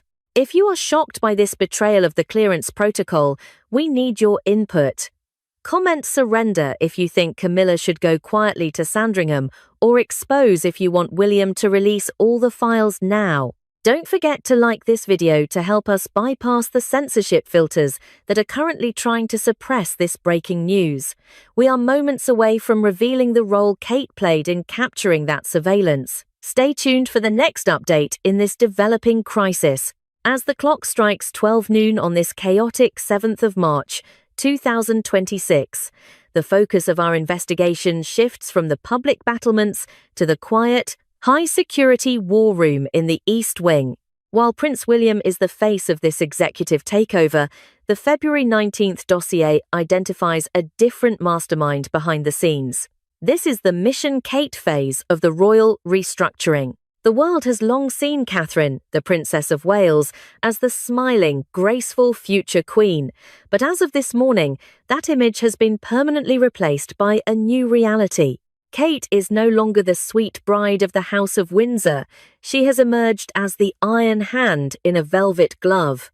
Our sources indicate that while Kate continues her preventative treatments, she has been operating as the primary cleaner for the monarchy's most toxic legal liabilities. While Queen Camilla was busy protecting her social circle and Sarah Ferguson, Kate was reportedly chairing midnight meetings with a specialized team of offshore legal consultants. Her objective was singular and ruthless: to build an impenetrable firewall between the sovereign grant, the public money that funds the monarchy, and the mounting legal costs associated with Andrew Mountbatten, Windsor's arrest. One senior legal advisor, who was present at a briefing 3 nights ago, described Kate's demeanor as terrifyingly precise. According to this witness, Kate sat at the head of the mahogany table, surrounded by binders of financial data, and issued a directive that left no room for sentiment. She told the team, and I quote, "We are not in the business of saving a man's reputation. We are in the business of saving the crown for Prince George. If a single pound of the royal estate is linked to Andrew's defense, we have failed.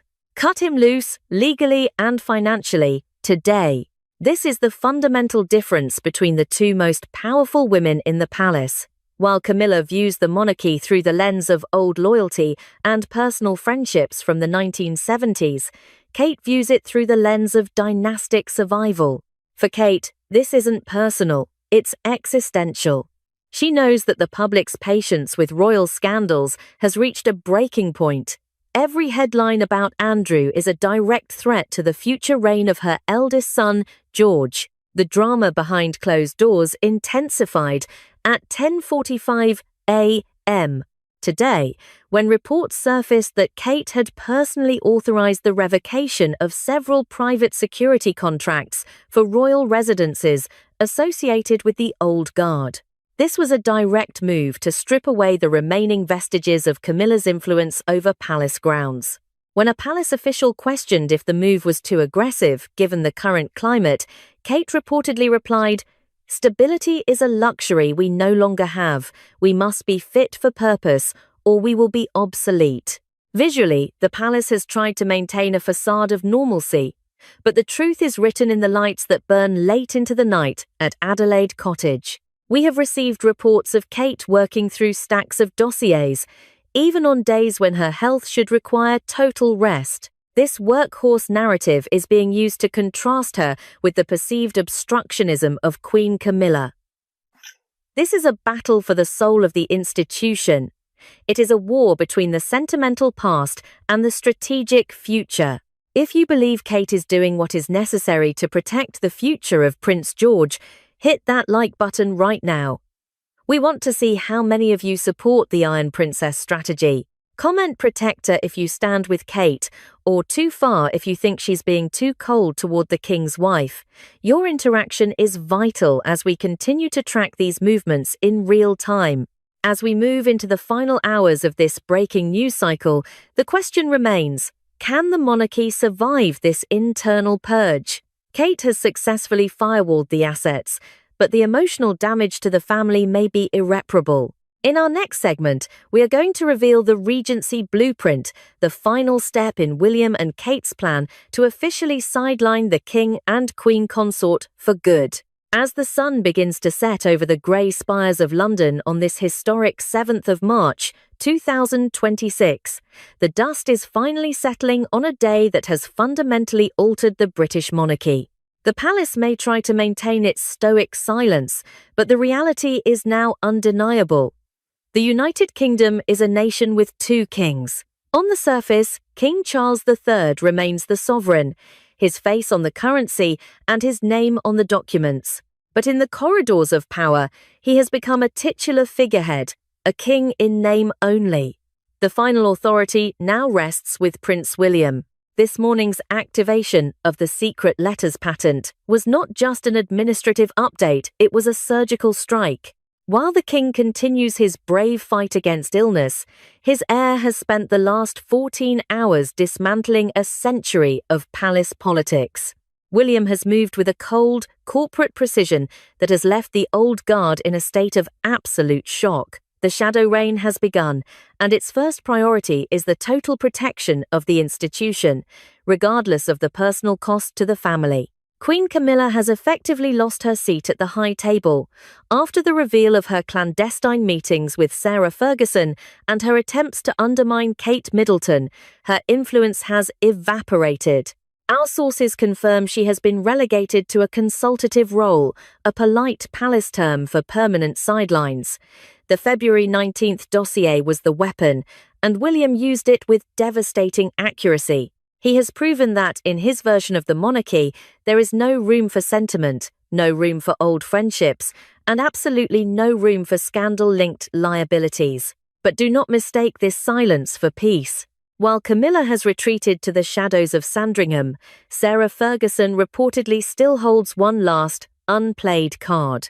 Intelligence insiders suggest that the Duchess of York possesses a secondary set of encrypted files, memos that go beyond the $20,000 request and delve into the private financial arrangements of the royal household during the early 2000s.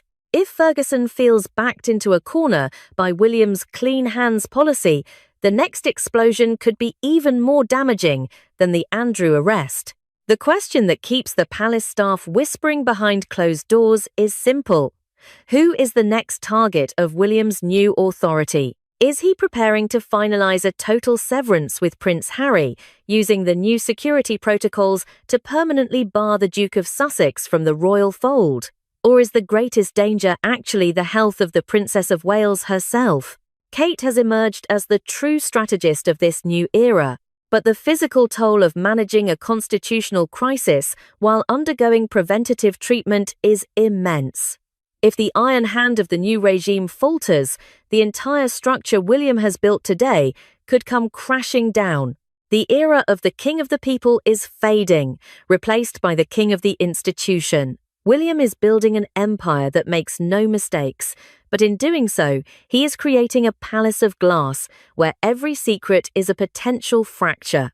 This is breaking news that will continue to evolve as the world wakes up to a restructured monarchy tomorrow morning. Now, we want to hear from you. The lines have been drawn. Do you stand with Team William and his ruthless commitment to the future of the crown, or do you stand with Team Camilla, believing that loyalty and tradition should never be sacrificed for corporate efficiency? Leave a comment below with either Team William or Team Camilla and tell us why. Make sure you hit the subscribe button and turn on all notifications. Our next investigative deep dive is already in production, and it is the one the palace is most afraid of. The truth about the secret agreement between Harry and William following the February 19th arrest. You won't find this information anywhere else. Thank you for watching, and stay vigilant. The real story is only just beginning. 8:45 a.m. Eastern Standard Time, March 8th, 2026. While the world wakes up to a quiet Sunday morning, a seismic shift is occurring behind the heavy oak doors of Buckingham Palace. Did Buckingham Palace or Prince William set a trap for Prince Harry and Meghan Markle? The silence from London is not a sign of peace. It is the silence of a predator waiting for the perfect moment to strike. For years, the Montecito narrative was controlled by high-end public relations firms and glossy filtered imagery. When you have been lied about for a series of years, how hurtful that is. But 14 hours ago, a single digital file was uploaded to the internet, and it may have just triggered the total collapse of the Sussex brand. Meghan Markle has just released a new, supposedly candid photograph of Prince Archie playing in the sun-drenched gardens of their Montecito estate.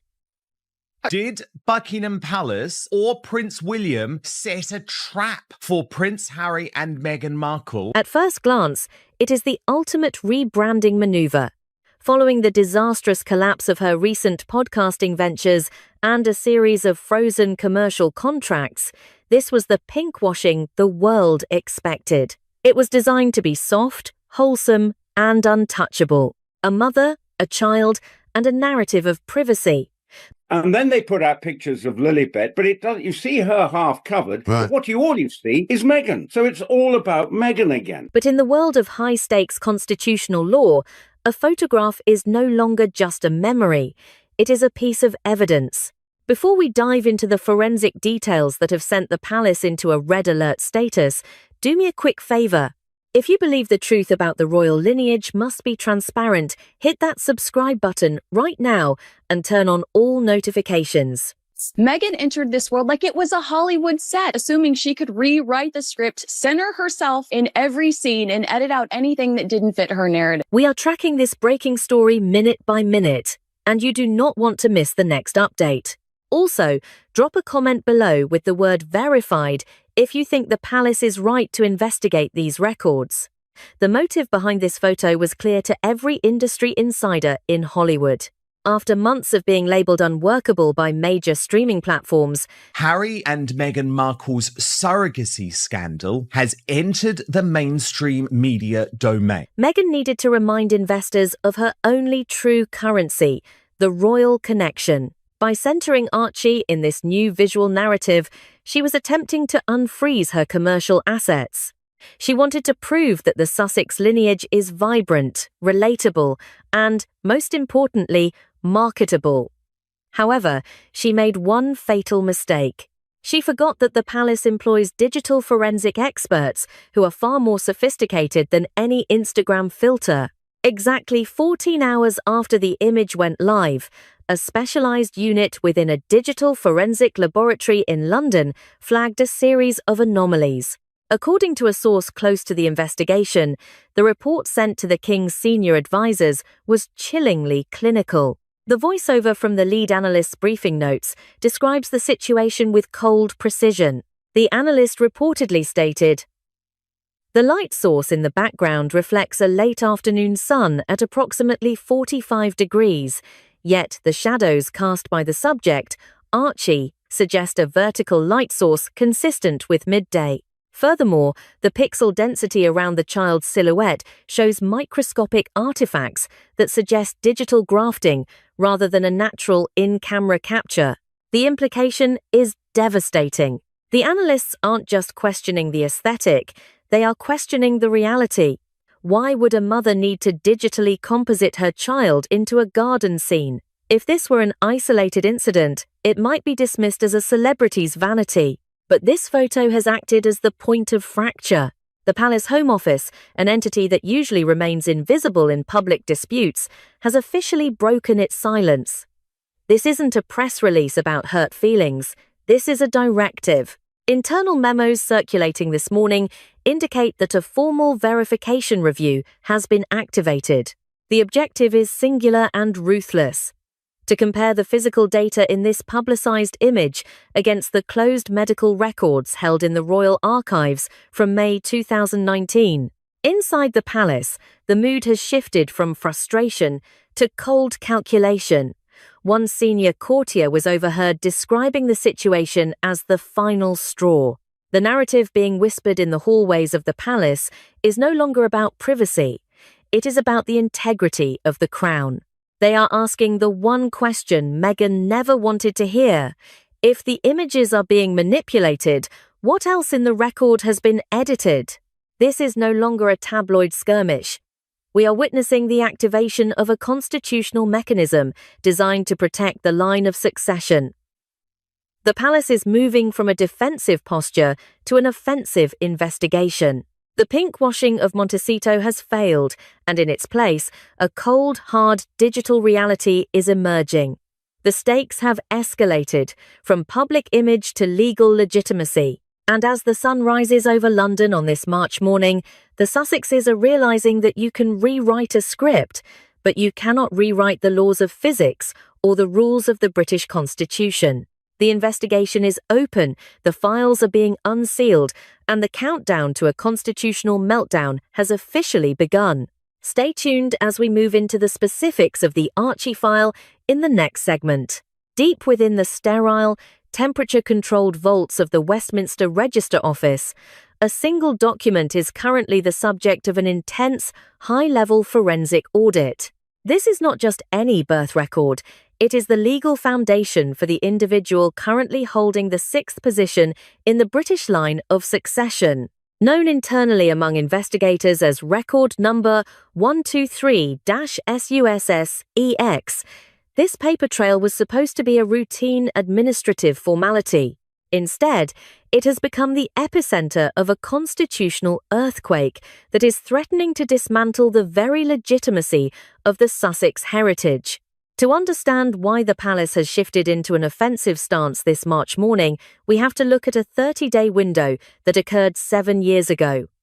Archie was born on May 6, 2019. On that day, a standard birth certificate was filed, listing the mother as Rachel Meghan Markle. It was a clear, legally binding identification of a biological parent, consistent with every other birth record in the United Kingdom. However, exactly 30 days later, on June 5, 2019, an unprecedented event occurred. The original document was withdrawn and replaced with a heavily amended version. In this new filing, the name Rachel Meghan Markle had vanished, replaced by the sweeping, impersonal title, Her Royal Highness the Duchess of Sussex. If you find this administrative pivot as suspicious as the investigators do, take a second to hit that like button. It helps us keep these deep dive investigations independent and ad-friendly. And tell me in the comments, do you think a name change on a birth certificate is a sign of vanity or a sign of a legal cover-up? Type records if you want to see the full timeline unsealed. This 30-day anomaly has triggered a staircase of authority that now involves the highest offices in the land. At the first level, the General Register Office, or the GRO, has flagged the amendment as a violation of standard operating procedure. At the second level, the private secretary to Prince William has reportedly requested a full briefing on the witness chain associated with that 30-day gap. The investigation is no longer looking at PR. It is looking at the Births and Deaths Registration Act of 1953. Under this specific legal mechanism, amending a parent's name without a documented medical or judicial reason is virtually unheard of, a precedent that has not been challenged in over 100 years of royal history. The voice of a senior registrar involved in the initial filing reportedly described the pressure to change the document as highly unusual and coming from an external source. Investigators are now asking, if the birth was standard, why was the mother's legal identity scrubbed from the record just 4 weeks later? In the cold, analytical language of the Palace Home Office, this is referred to as a verification gap. The consequences of this gap are not merely symbolic. The British Crown operates on the principle of jus sanguinis, the right of blood. For a child to inherit titles, rank, and a place in the line of succession, the law demands an airtight, verifiable biological link, confirmed by recognized medical witnesses at the time of delivery. If the palace investigation concludes that the June 5th amendment was used to bypass institutional oversight or to obscure the absence of traditional royal witnesses, the legal status of Archie's succession rights could be frozen indefinitely. The clock is ticking for the Sussexes. The palace has set a deadline for the medical witness confirmation to be re-verified against the original May 6th filing. As the investigation deepens, one question remains. Why did Meghan Markle spend 30 days fighting to remove her own name from her son's birth certificate? The paper trail doesn't lie, and the Westminster vaults are finally beginning to speak. Stay with us as we move into the even more mysterious circumstances surrounding the arrival of Lilibet. While the sun was shining over the Santa Barbara Cottage Hospital on June 4, 2021, a different kind of storm was quietly brewing 5,000 miles away in London. To the public, the arrival of Lilibet Diana Mountbatten Windsor was a moment of transatlantic joy. But to the constitutional gatekeepers of the British Crown, it represented a total collapse of protocol, a legal black hole that has now triggered a defensive mechanism known as a title freeze.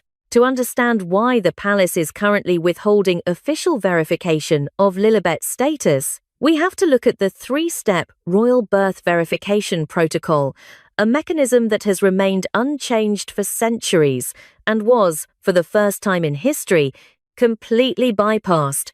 Before we break down this archaic but absolute legal process, Hit that like button if you believe the rules of the monarchy should apply to everyone, regardless of their celebrity status. And I want to hear from you in the comments. Should a child born outside the United Kingdom without royal medical witnesses be allowed to remain in the line of succession? Type protocol if you agree with the palace's move to freeze these titles until DNA evidence is provided. Here is how it works. The monarchy is not just a family, it is a legal corporation. For a child to be integrated into the line of succession, the protocol follows a 3-step trigger system. Step 1 requires the physical presence or oversight of the royal medical household. This is not a matter of choice, it is a constitutional requirement to verify the legitimacy of the fetus from the moment of announcement. In Santa Barbara, this step was non-existent. No British royal doctor was present, and no medical files were shared with the Home Office in London.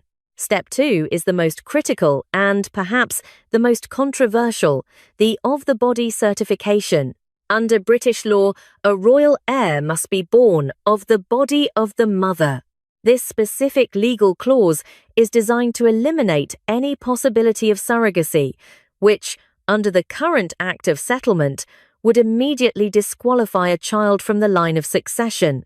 According to reports from internal palace auditors, Meghan Markle's team refused to provide the secondary medical witness signatures required to satisfy this clause. One senior administrative advisor was reportedly quoted in a private briefing, stating, "We are being asked to take the word of a PR firm over the requirements of the Constitution. Without a verified of-the-body certificate, the lineage is legally unconfirmed." Step 3 is the formal transfer of these verified records to the Privy Council. This is the moment a child is officially inscribed into the history of the realm. But for Lilibet, that dossier remains empty. There is no Anglican registrar's signature, no royal midwife's report, and no sovereign oversight. This is the fracture point that has forced the palace to activate the title freeze. This mechanism is not an act of malice, it is an act of institutional survival. A title freeze means that while the names Archie and Lilibet may appear on a website, their legal standing is in a state of constitutional limbo. The palace has reportedly informed the Sussexes that until a standardized, independent DNA verification is performed by a Home Office-approved laboratory, their hereditary claims remain unverified. The stakes are absolute. If the Sussexes cannot or will not provide the medical chain of custody that every other royal mother has provided for 1,000 years, the line of succession will be rewritten to protect the crown. The California dream is hitting a wall of British law, and as of this March morning, the wall is not budging. Stay with us as we uncover the final, most shocking piece of evidence: the digital secrets hidden within the Sussex family portraits. As the clock strikes 9 in London this March 8th morning, a chilling realization is dawning over Montecito. They weren't just being ignored, they were being watched. What Meghan Markle interpreted as the palace's passive silence was, in reality, a long-term strategic lineage trap. This was not a series of accidents, it was a slow-motion investigative net that has been closing for nearly 7 years. To understand the ultimatum that was just delivered to the Sussex estate, we must deconstruct the forensic timeline of a constitutional heist. Before we reveal the specific document that Prince William reportedly received from a high-level whistleblower, make sure you hit that like button and subscribe to stay updated on this unfolding royal storm. If you believe every member of the royal family should be held to the same legal standard, type accountability in the comments right now. Your engagement helps us bring these classified insights to light. The first fracture in the foundation occurred on May 6, 2019, at Windsor. When Archie was born, the palace took the unprecedented step of cancelling the traditional easel announcement outside Buckingham Palace. This ritual is not just for tourists, it is the public certification of a birth by recognised medical authorities. By bypassing this, the Sussexes achieved their desired privacy, but they created a legal void. For the first time in modern history, a royal birth record was filed with the medical signature section left blank. This was the moment the palace began its quiet, internal ledger of irregularities. Fast forward to June 4, 2021, in Santa Barbara, California.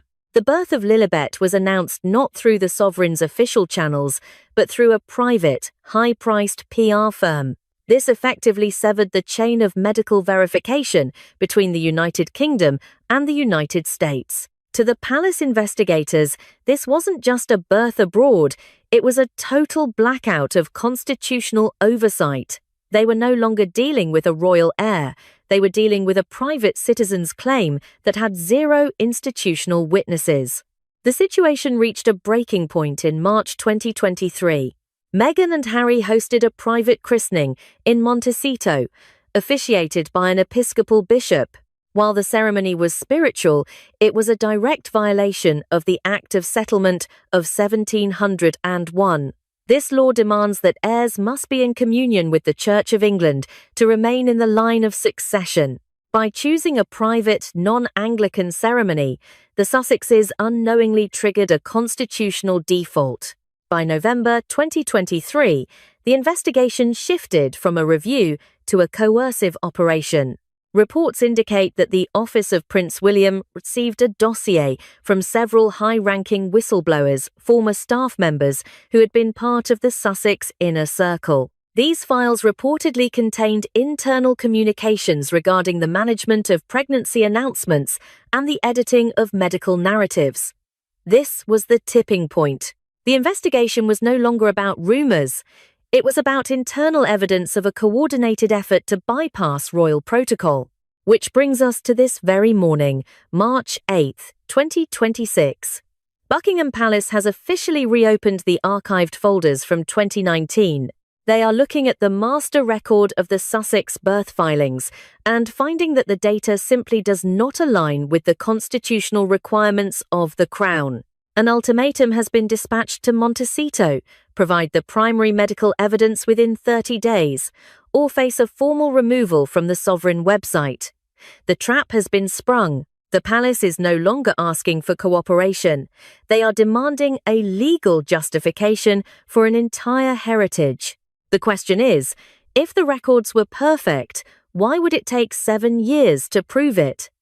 Stay tuned as we look at the financial fallout of this investigation in the next segment.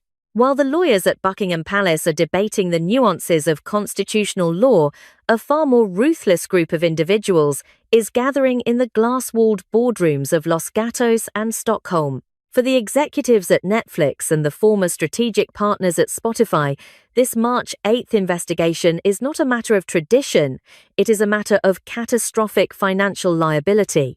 Meghan Markle's entire commercial empire was built on a single, high-stakes assumption: that she was the mother of 2 legitimate, verified heirs to the British Crown.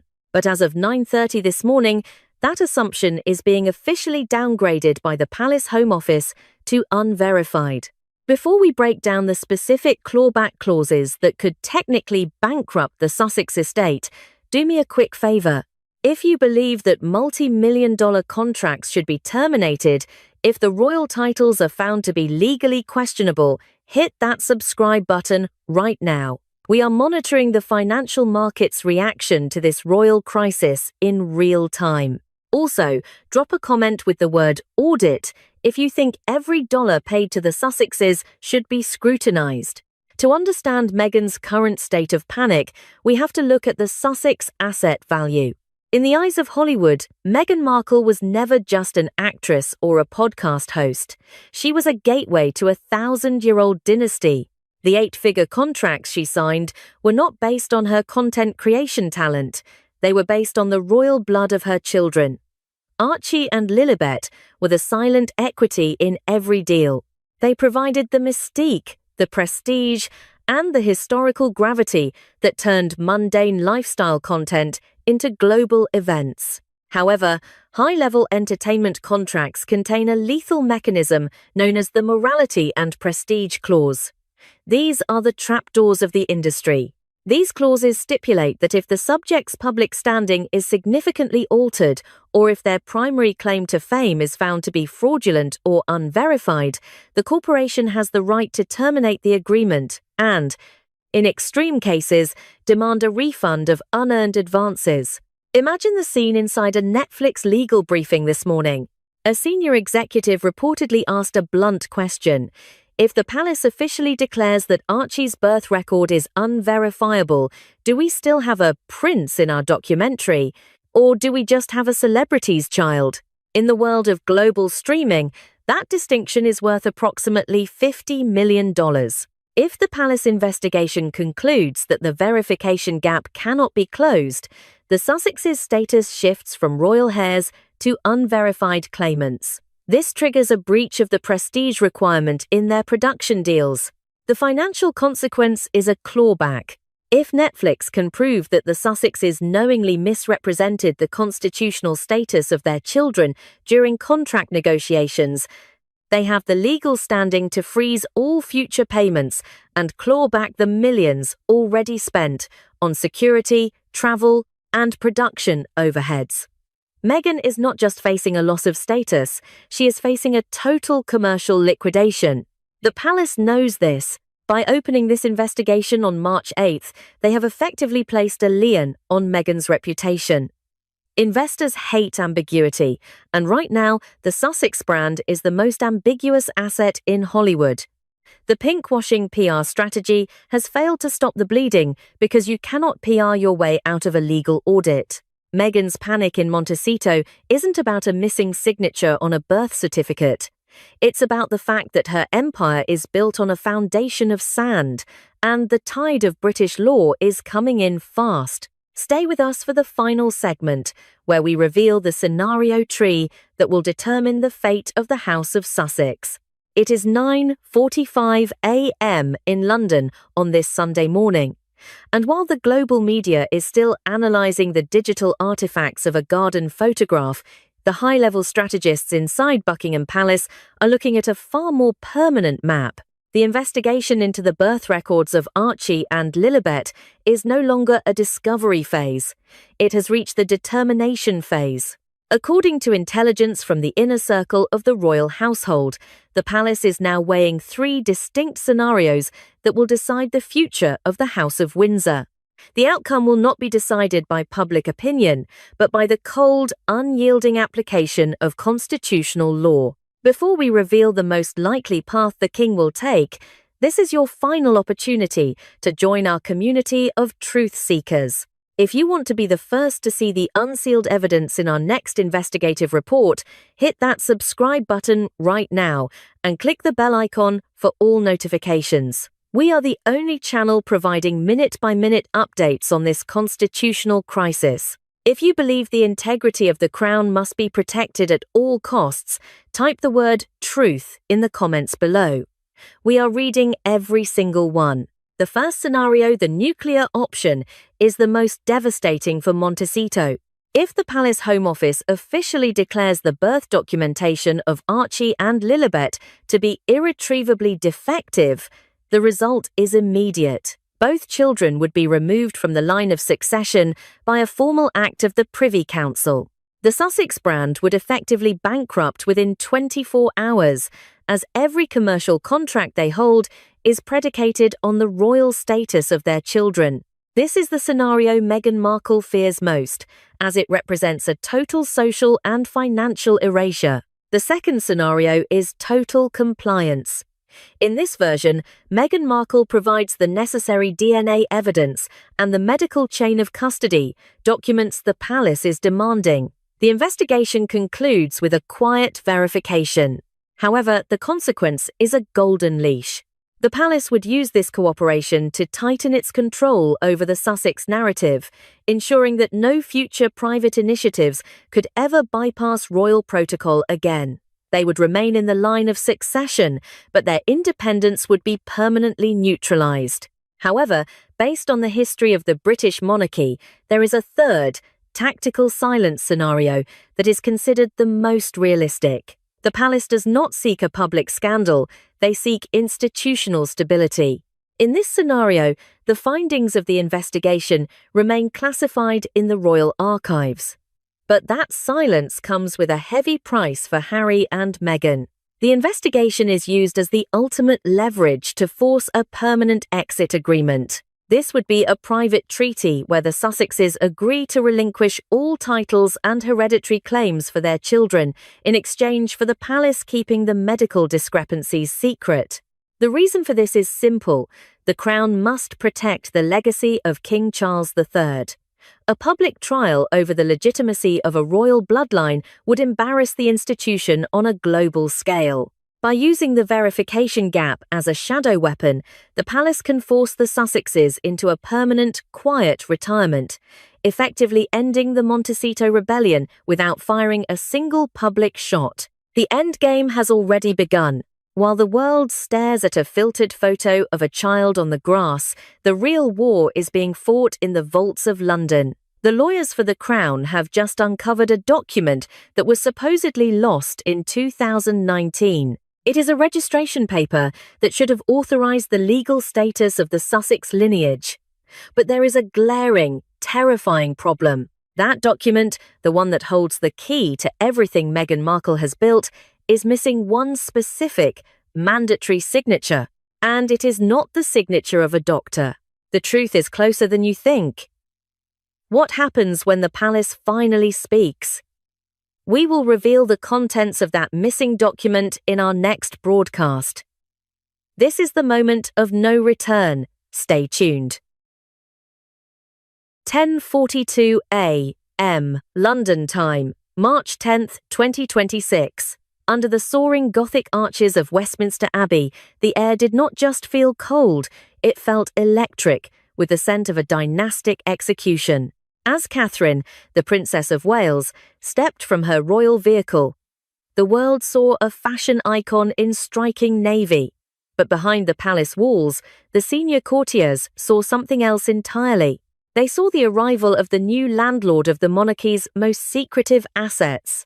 This is not just a Commonwealth Day service, it is the public confirmation of a private coup that has left Queen Camilla's family absolutely fuming. If you are watching this right now, hit that subscribe button and ring the bell, because we are breaking down the legal mechanics of a move that has effectively sidelined the Parker Bowles family forever. As Catherine walked toward the receiving line, all eyes were on her hat, a wide-brimmed, structured masterpiece that served a purpose far beyond style. At exactly 10:46 a.m., a moment occurred that is already being analysed by every body language expert in the country.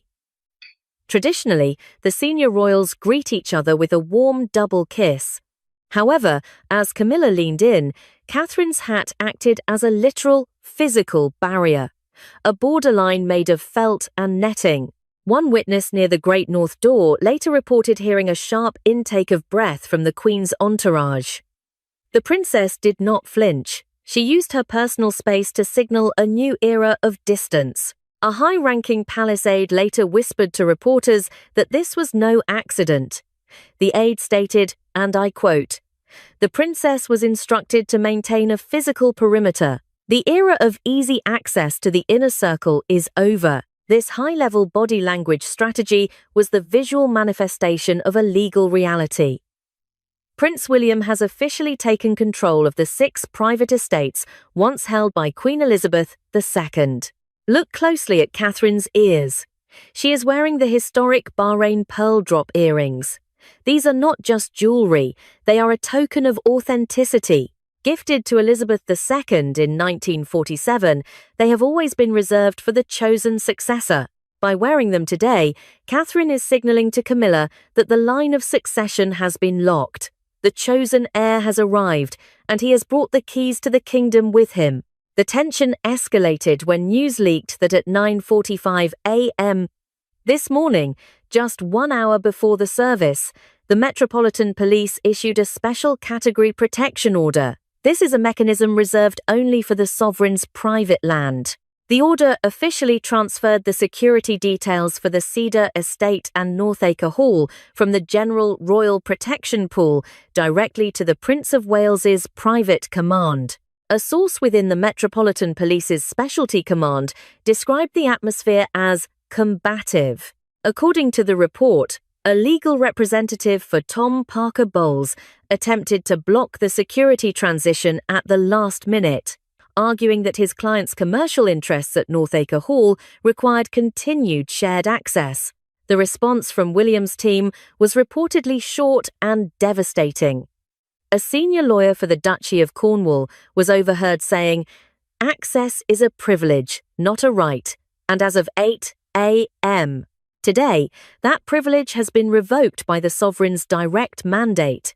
Why is the Parker Bowles family so angry?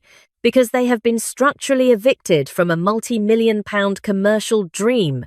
Tom Parker Bowles had already registered a holding company in Luxembourg, Stag Crown Hospitality, aiming to turn the Queen's private hunting lodges into elite boutique retreats. But at 10:50 a.m., as the national anthem began to play, those plans became worthless.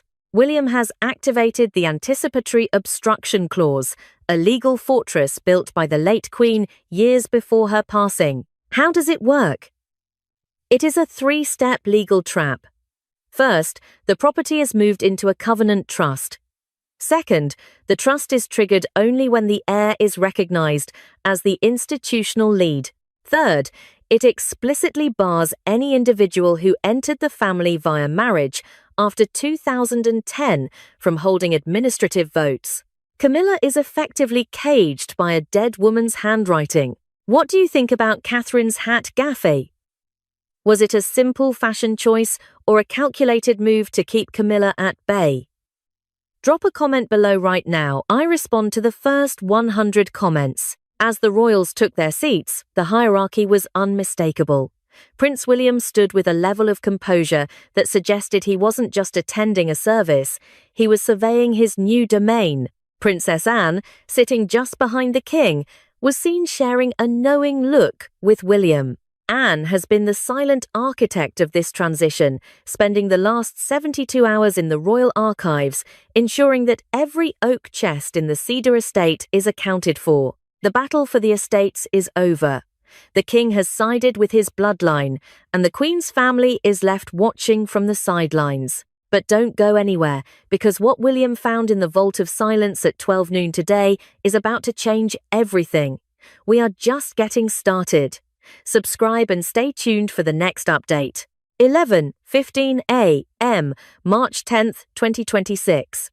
As the Commonwealth Day service continues inside Westminster Abbey, a secondary, much colder drama is unfolding in the front pews. While the cameras focus on the king, seasoned royal observers are fixated on the Princess Royal. Princess Anne sits with a spine of iron, her gaze not on the altar, but fixed directly on Queen Camilla. In the hushed whispers of the palace corridors, Anne is no longer just the king's sister. She has earned a new title, the Shadow Lord Chancellor. She is the one who just swung the legal guillotine that severed Camilla's family from the Queen's private millions. If you think Princess Anne is the MVP of the royal family, hit that like button right now and type loyalty in the comments. We are seeing a masterclass in dynastic protection. For the last 72 hours, while the world was speculating on fashion, Princess Anne was submerged in the deep archives of the Oak Room at Windsor Castle. Surrounded by centuries-old leather folios and dust-covered registries, Anne was performing a forensic heritage audit. It was there, at approximately 3 a.m. on March 8th, that she discovered the smoking gun, a hidden codicil labelled Appendix R3. This single sheet of vellum, signed by Elizabeth II in 2021, provides the ultimate legal shield for Prince William. It explicitly classifies the Cedar estate not as a family asset, but as a sovereign inviolate holding. But Anne didn't just find the document, she weaponized it. As the head of the Crown Trust Authority, she wields a level of legal power that even the king hesitant to challenge.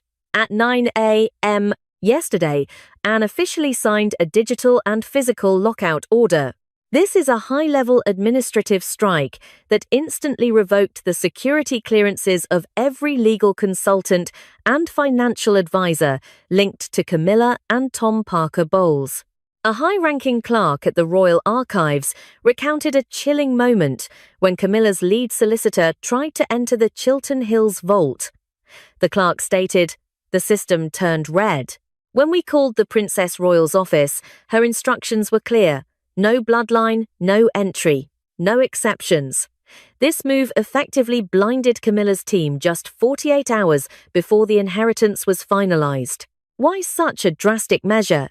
Because Anne's audit uncovered a betrayal of trust. Within the Queen's private correspondence, Anne found intercepted emails between Camilla's legal liaison and luxury hospitality partners in the United Arab Emirates. The subject line? The Northacre Project.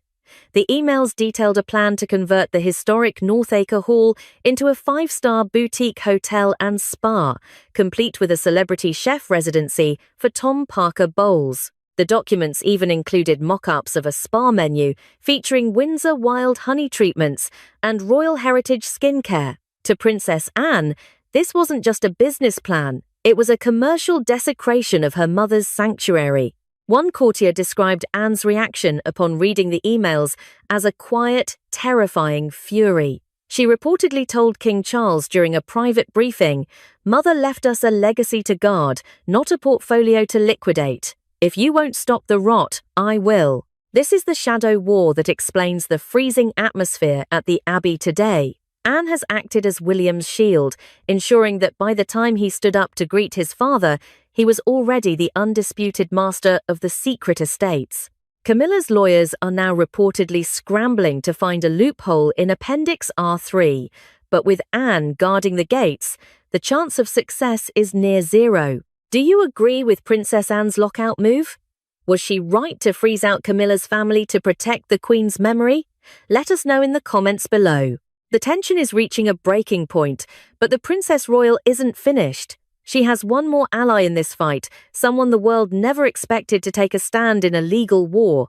Stay tuned as we reveal the shocking role of Lady Louise Windsor in the next segment. The evidence she uncovered in the digital archives is the final nail in the coffin for the Parker Bowles ambitions. Subscribe now so you don't miss the reveal. 12 noon, March 10th, 2026. While the world is captivated by the grandeur of Westminster Abbey, a quiet revolution has been finalized in the digital vaults of the Royal Archives. At the heart of this victory is a name you might not expect, Lady Louise Windsor. Forget the image of the shy teenager. At 22, Louise has emerged as Prince William's most lethal secret weapon, a scholar of history with a rare talent for documentary forensics. Are you surprised by Lady Louise's new role? If you think she is the perfect guardian of the Queen's legacy, smash that like button and subscribe for more deep dives into the new royal generation. We are bringing you the facts the mainstream media is afraid to touch. According to reports from inside Windsor Castle, Louise has been working night shifts alongside Princess Anne for weeks at approximately 2 a.m. On March 8th, Louise flagged a digital anomaly in the Luxembourg Business Registry. While scanning through international trademark filings, she stumbled upon a shell company titled Hill and Crown Limited. The timing of the discovery was chilling. The company was registered exactly 3 weeks before the late Queen's passing in September 2022. The executive director listed Tom Parker Bowles. A senior archivist who witnessed the discovery recalled Louise's reaction. The witness stated, and I quote, "She did not say much. She simply pointed to the screen and whispered to Princess Anne. He was already selling the furniture before the house was empty. How did Louise turn this find into a legal death blow?" She activated a 4-step cross-referencing protocol that has left Camilla's legal team paralyzed. First, she mapped every private asset owned by Elizabeth II against the trademark requests filed by Hill and Crown Limited. Second, she identified identical graphic assets, specifically a centuries-old crest from the Cedar Estate hunting lodge that had never been made public. Third, she proved that Tom had authorized the airbrushing of this royal crest onto luxury wine labels and honey jars without the sovereign's permission. The fourth and final step was the trap. By matching the metadata of the design files to a private digital server used by Camilla's communications team, Louise proved that this was not just a business mistake. It was a coordinated attempt at intellectual property theft against the crown. When Princess Anne was presented with the evidence, she reportedly called Prince William immediately. A palace source says William's response was a single, cold sentence. "Send the evidence to the Lord Chancellor. I want the trademark denied by dawn." By 9 a.m. today, as Tom Parker Bowles arrived at Westminster Abbey, he was reportedly served with a formal notice of infringement. He was caught red-handed trying to monetize the very estates William was about to inherit. The digital footprint Lady Louise found made it impossible for him to deny his intentions.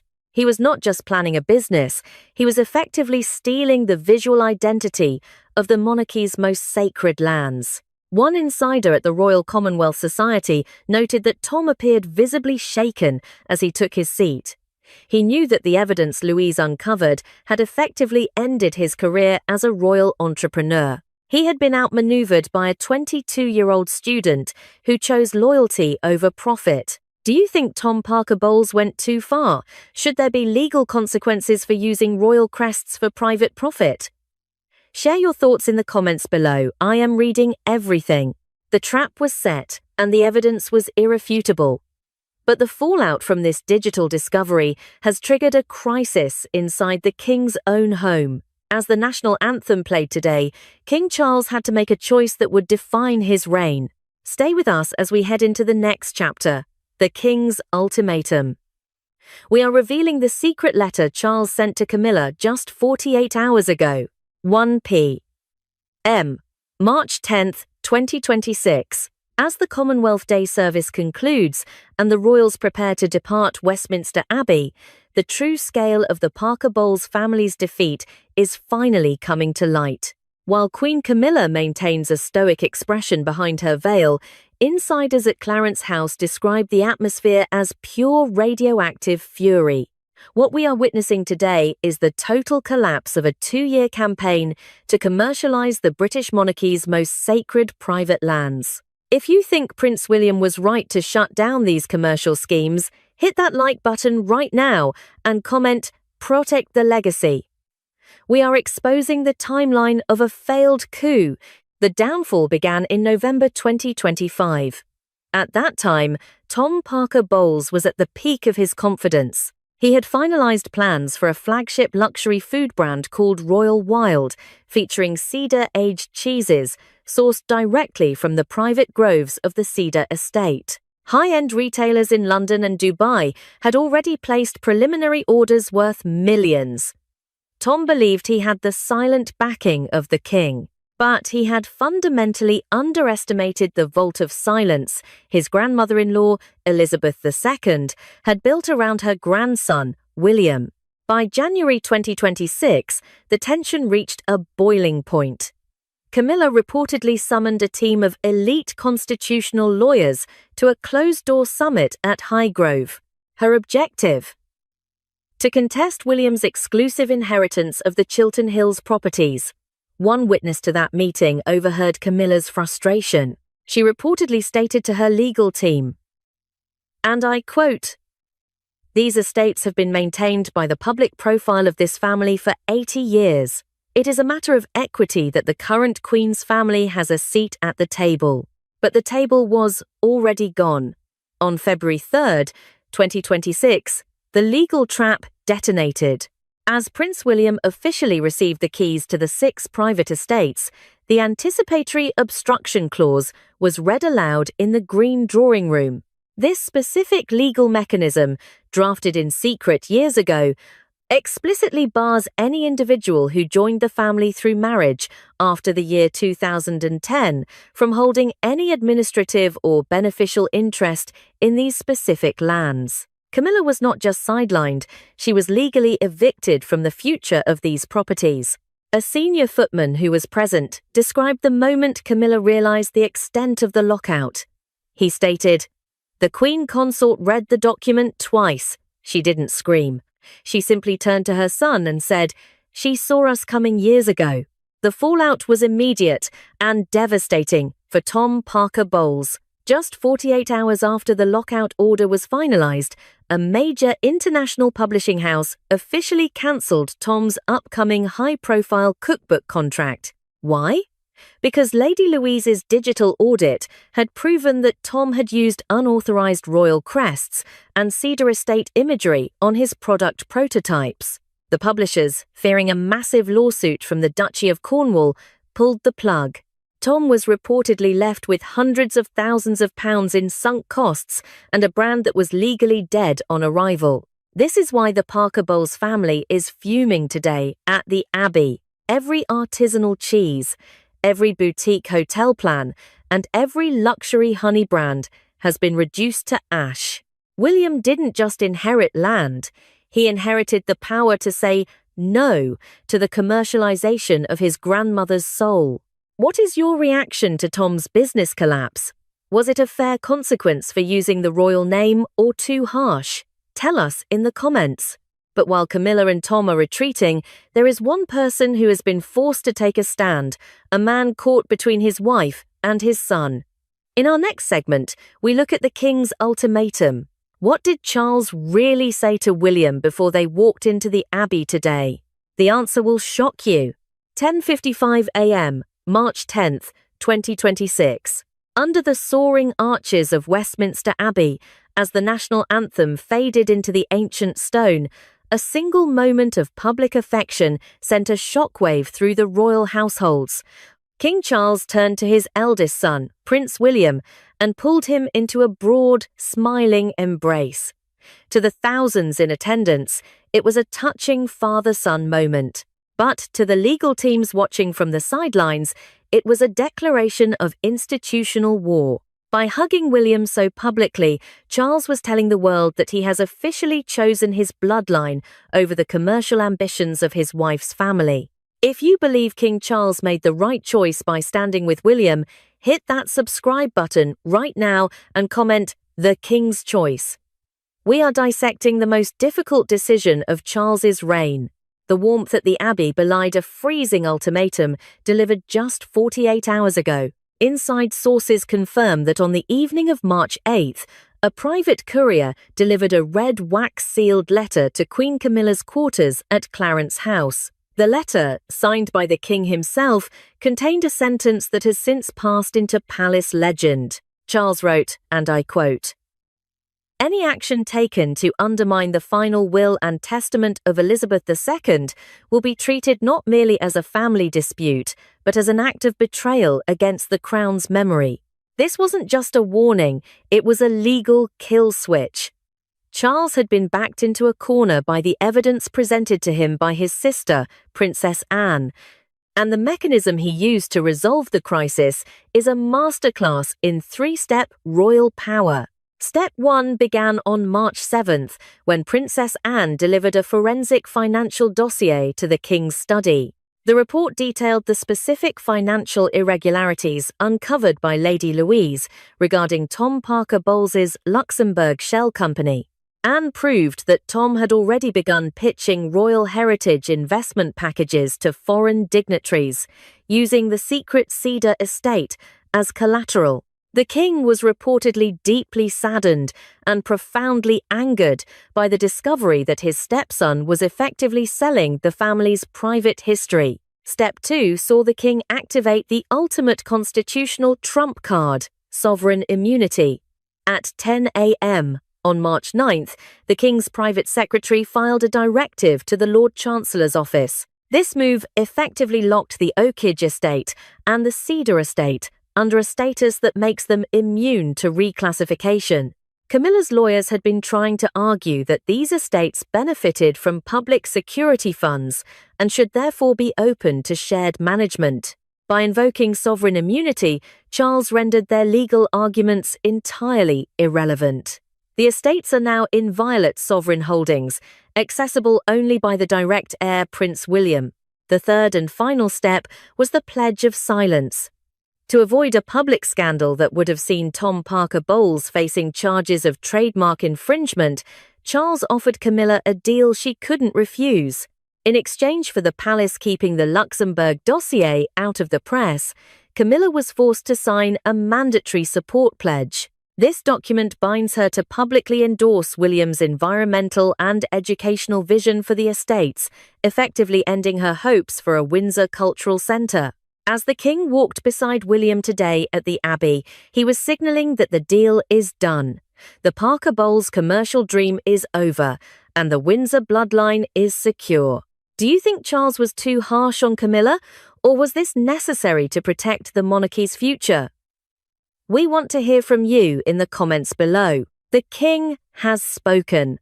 The Princess Royal has secured the archives. And Prince William is now the undisputed master of his grandmother's secret legacy.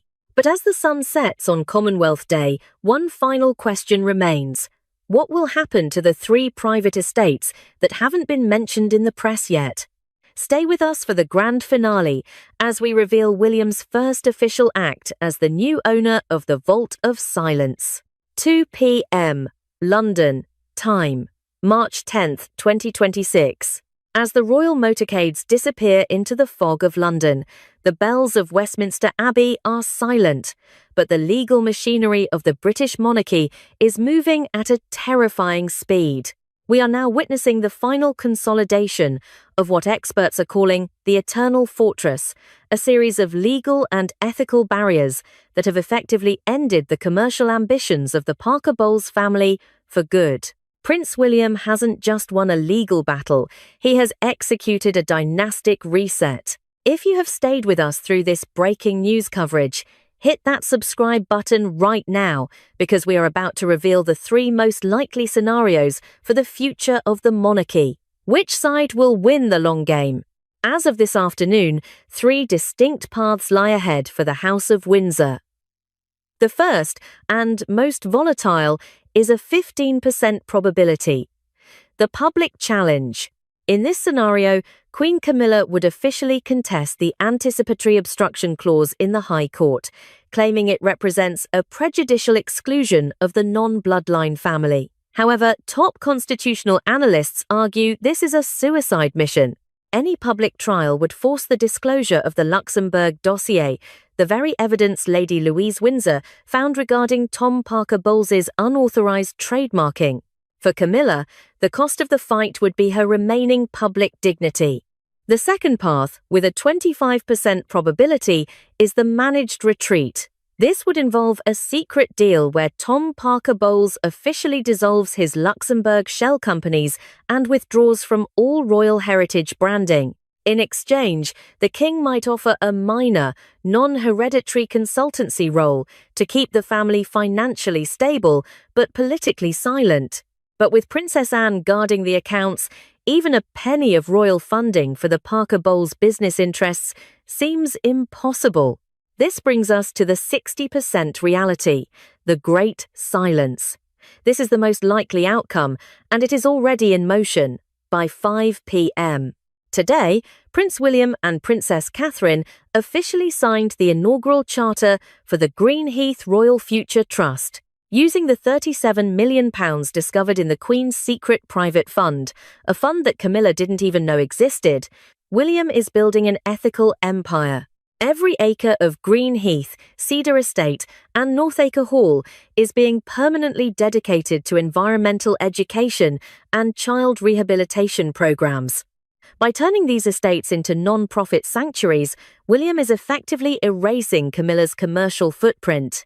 You cannot build a 5-star spa on land that has been legally codified as a protected wildlife classroom. The iron triangle of Princess Anne's legal authority, Lady Louise's forensic data, and King Charles's final consent has created a fortress that is structurally unassailable. William isn't just protecting the land, he is protecting the very definition of what it means to be a royal steward. He has proven that the monarchy's soul is not for sale, not to investors in Dubai, and not to his own step-family. Do you think the Great Silence is the right way to end this conflict? Should William use the £37 million for charity, or to pay off the monarchy's debts? Tell us your thoughts in the comments. We want to know what you think. But as the sun sets on this historic day, the story has one final chilling twist. At 8 p.m.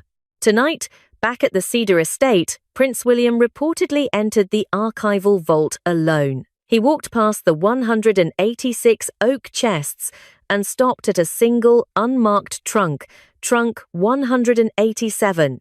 Inside, he found a private letter from Elizabeth II, dated September 8th, 2022, the day she passed.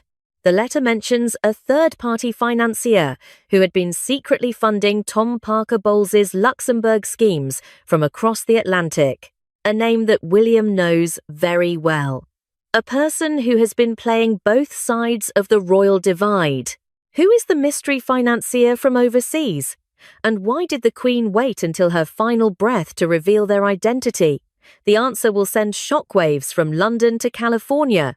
Subscribe and stay tuned for our next investigative special, The Traitor in the Shadows. You won't believe who's really pulling the strings. 10:30 in the morning, London, March 10th, 2026. Inside a dimly lit office lined with thousands of leather-bound volumes, legendary investigative biographer Tom Bower has just laid out a document that effectively deconstructs the last 2 decades of royal history. This is not a leaked email or an anonymous tip. This is a physical, ink-on-paper record from the archives of the Library of Congress. It is page 90 of the March 1997 issue of 17 magazine. And according to this official record, Meghan Markle was 21 years old in the spring of 1997. If the math in this document is correct, the Duchess of Sussex was not born in 1981, as her royal biography claims. She was born in 1976. That would make her 50 years old today, not 44.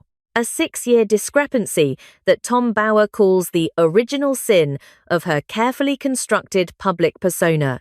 Bower recently looked directly into the camera during a high-stakes interview and recounted his process, stating that he does not choose people who want to be written about. He chooses those whose lives are shrouded in mystery because he loves digging away to find out exactly what they are trying to hide. He described the moment he verified the magazine archives, noting that while digital records can be edited and Wikipedia pages can be scrubbed by public relations teams, physical archives are permanent. Think about the implications for a moment. If Meghan Markle was indeed 21 in March 1997, she was not a 15-year-old high school student when she appeared in that feature. She was a woman in her early 20s. When she later claimed to be a struggling actress in her 20s during the filming of Suits, she may have actually been approaching her late 30s. Bower's investigation has now triggered what legal experts call the authority ladder. At the base of this ladder is the physical record, 17 magazine, issue March 1997. The second rung is the institution, the Library of Congress, which holds the authentic, unalterable, original copy. The third and most dangerous rung is the mechanism of cross-referencing.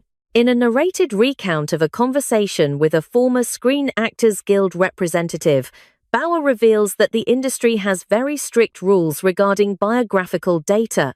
If an actress provides false information on her union application or her insurance forms, it is considered a material misrepresentation.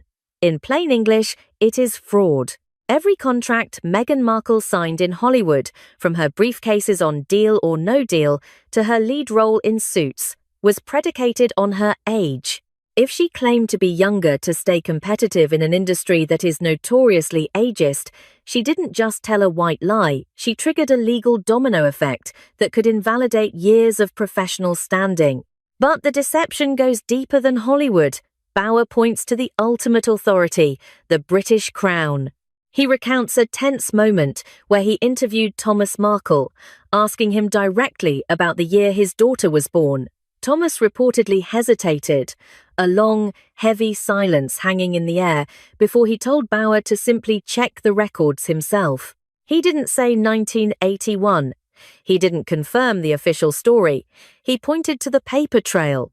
Why would a father hesitate to state the birth year of his own daughter? Bauer suggests it is because the truth is a liability. If Meghan provided false information on her marriage certificate to Prince Harry in 2018, she committed an act of fraudulent misrepresentation under English law. This isn't just a tabloid scandal, it is a constitutional crisis. Under the laws of the United Kingdom, a marriage built on a fundamental lie regarding identity or age can be grounds for an annulment. Meghan Markle didn't just apply a filter to her photos, she applied a filter to her entire life. She didn't just erase wrinkles, she erased an entire decade to restructure her brand as the youthful, relatable humanitarian. But at 10:30 this morning, that decade was found.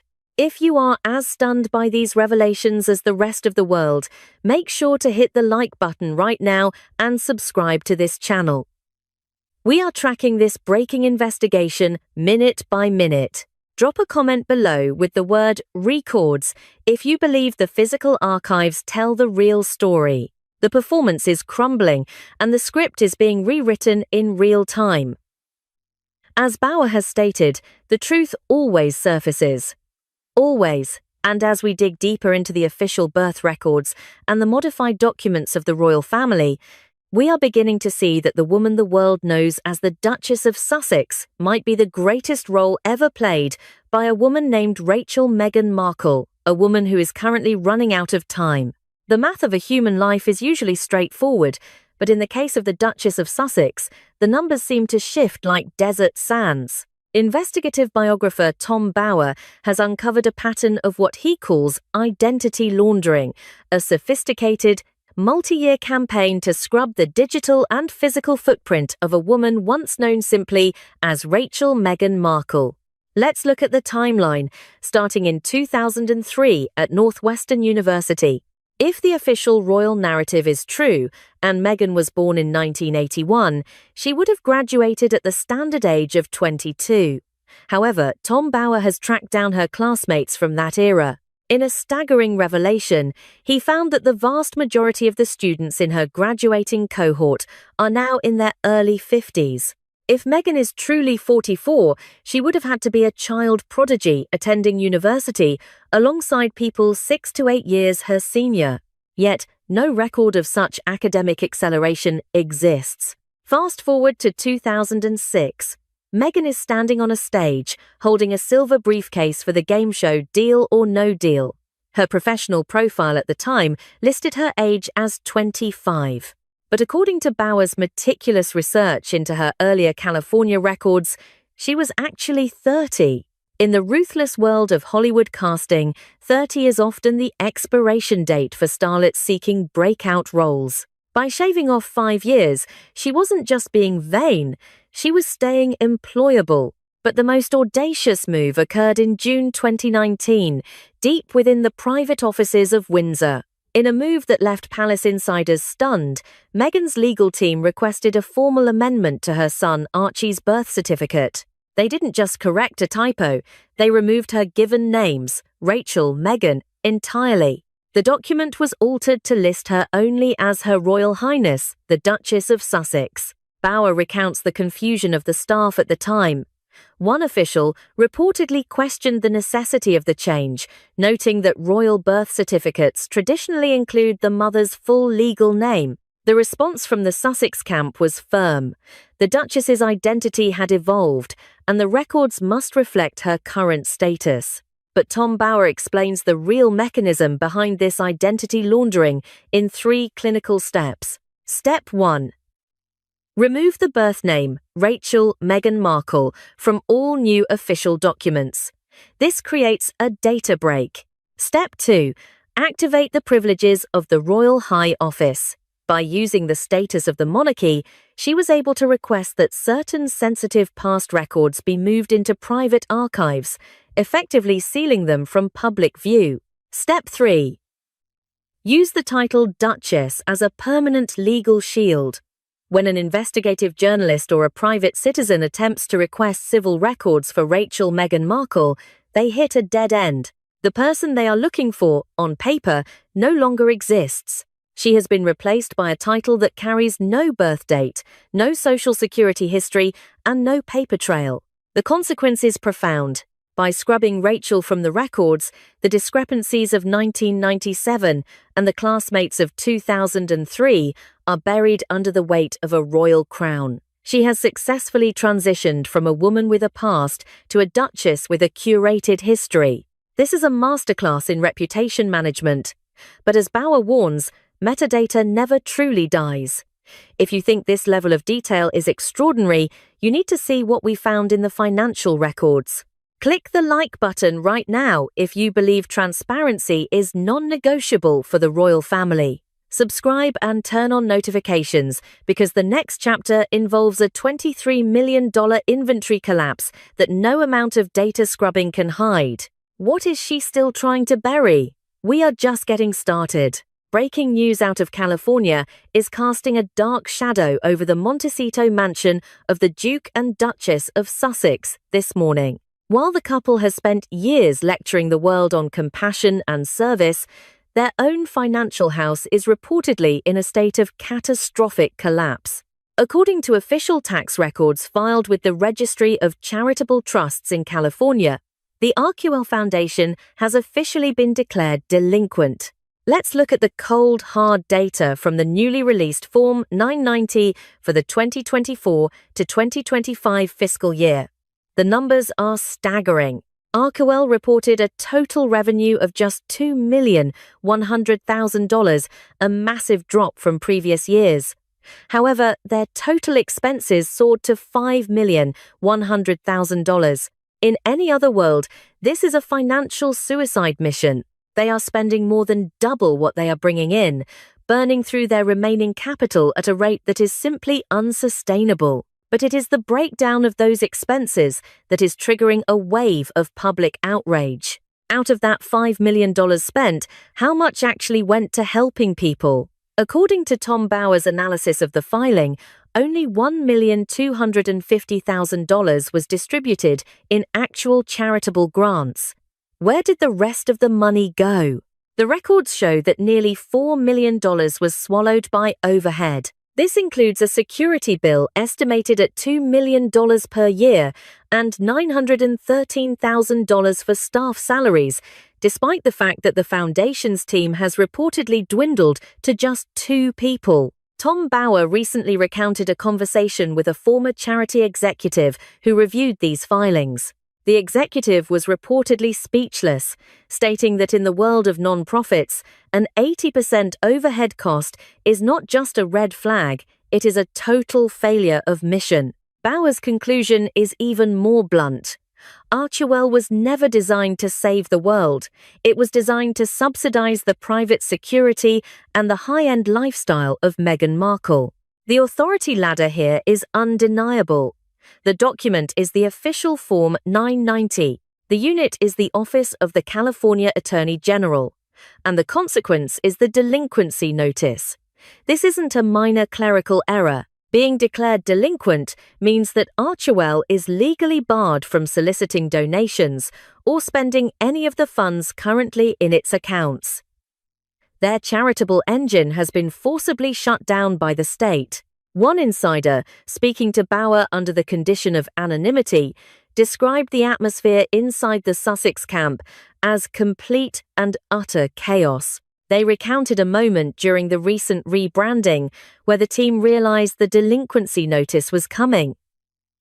The response wasn't to fix the accounting, it was to take the website offline and call it a rebrand.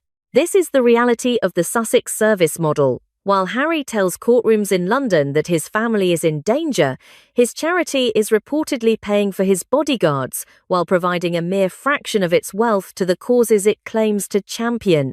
If you find these financial discrepancies as alarming as we do, please hit that like button and share this video. The mainstream media often overlooks these tax filings, but we believe the public deserves the full story.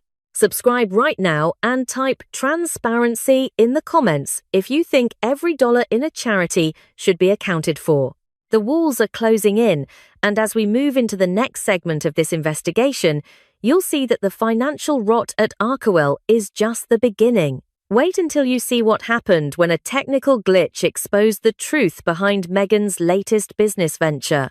The numbers don't lie, even when the PR team does. Stay tuned. Early this morning, while the Sussex PR machine was polishing headlines about a global sellout, a massive technical failure in the middle of the night revealed a truth that no amount of spin can hide.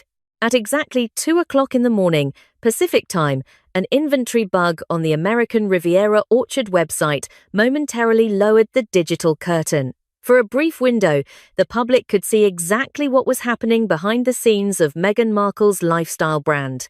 The numbers are staggering. While the official narrative claimed the signature fruit spread was sold out in 45 minutes, the metadata behind the website's checkout system told a different story. There are currently 137,455 jars of fruit spread sitting in a warehouse right now. That is $23 million worth of unsold inventory. To understand how we were all misled, we have to look at what investigative experts call the scarcity loop. This is a 3-step psychological operation designed to manufacture demand where none exists. Step 1. The trigger. Meghan sends out 50 hand-numbered jars to high-profile celebrities and influencers. Step 2. The condition. These influencers are reportedly required to post coordinated photos on Instagram at specific times to create the illusion of a viral sensation. Step 3. The result. The public sees the sold out sign and assumes the product is the most coveted item on Earth. But, as the 2 a.m. glitch revealed, the sold out status was a manual override, not a reflection of actual sales. Tom Bower recently recounted a conversation with a digital marketing specialist who analyzed the recent 24-hour sales data.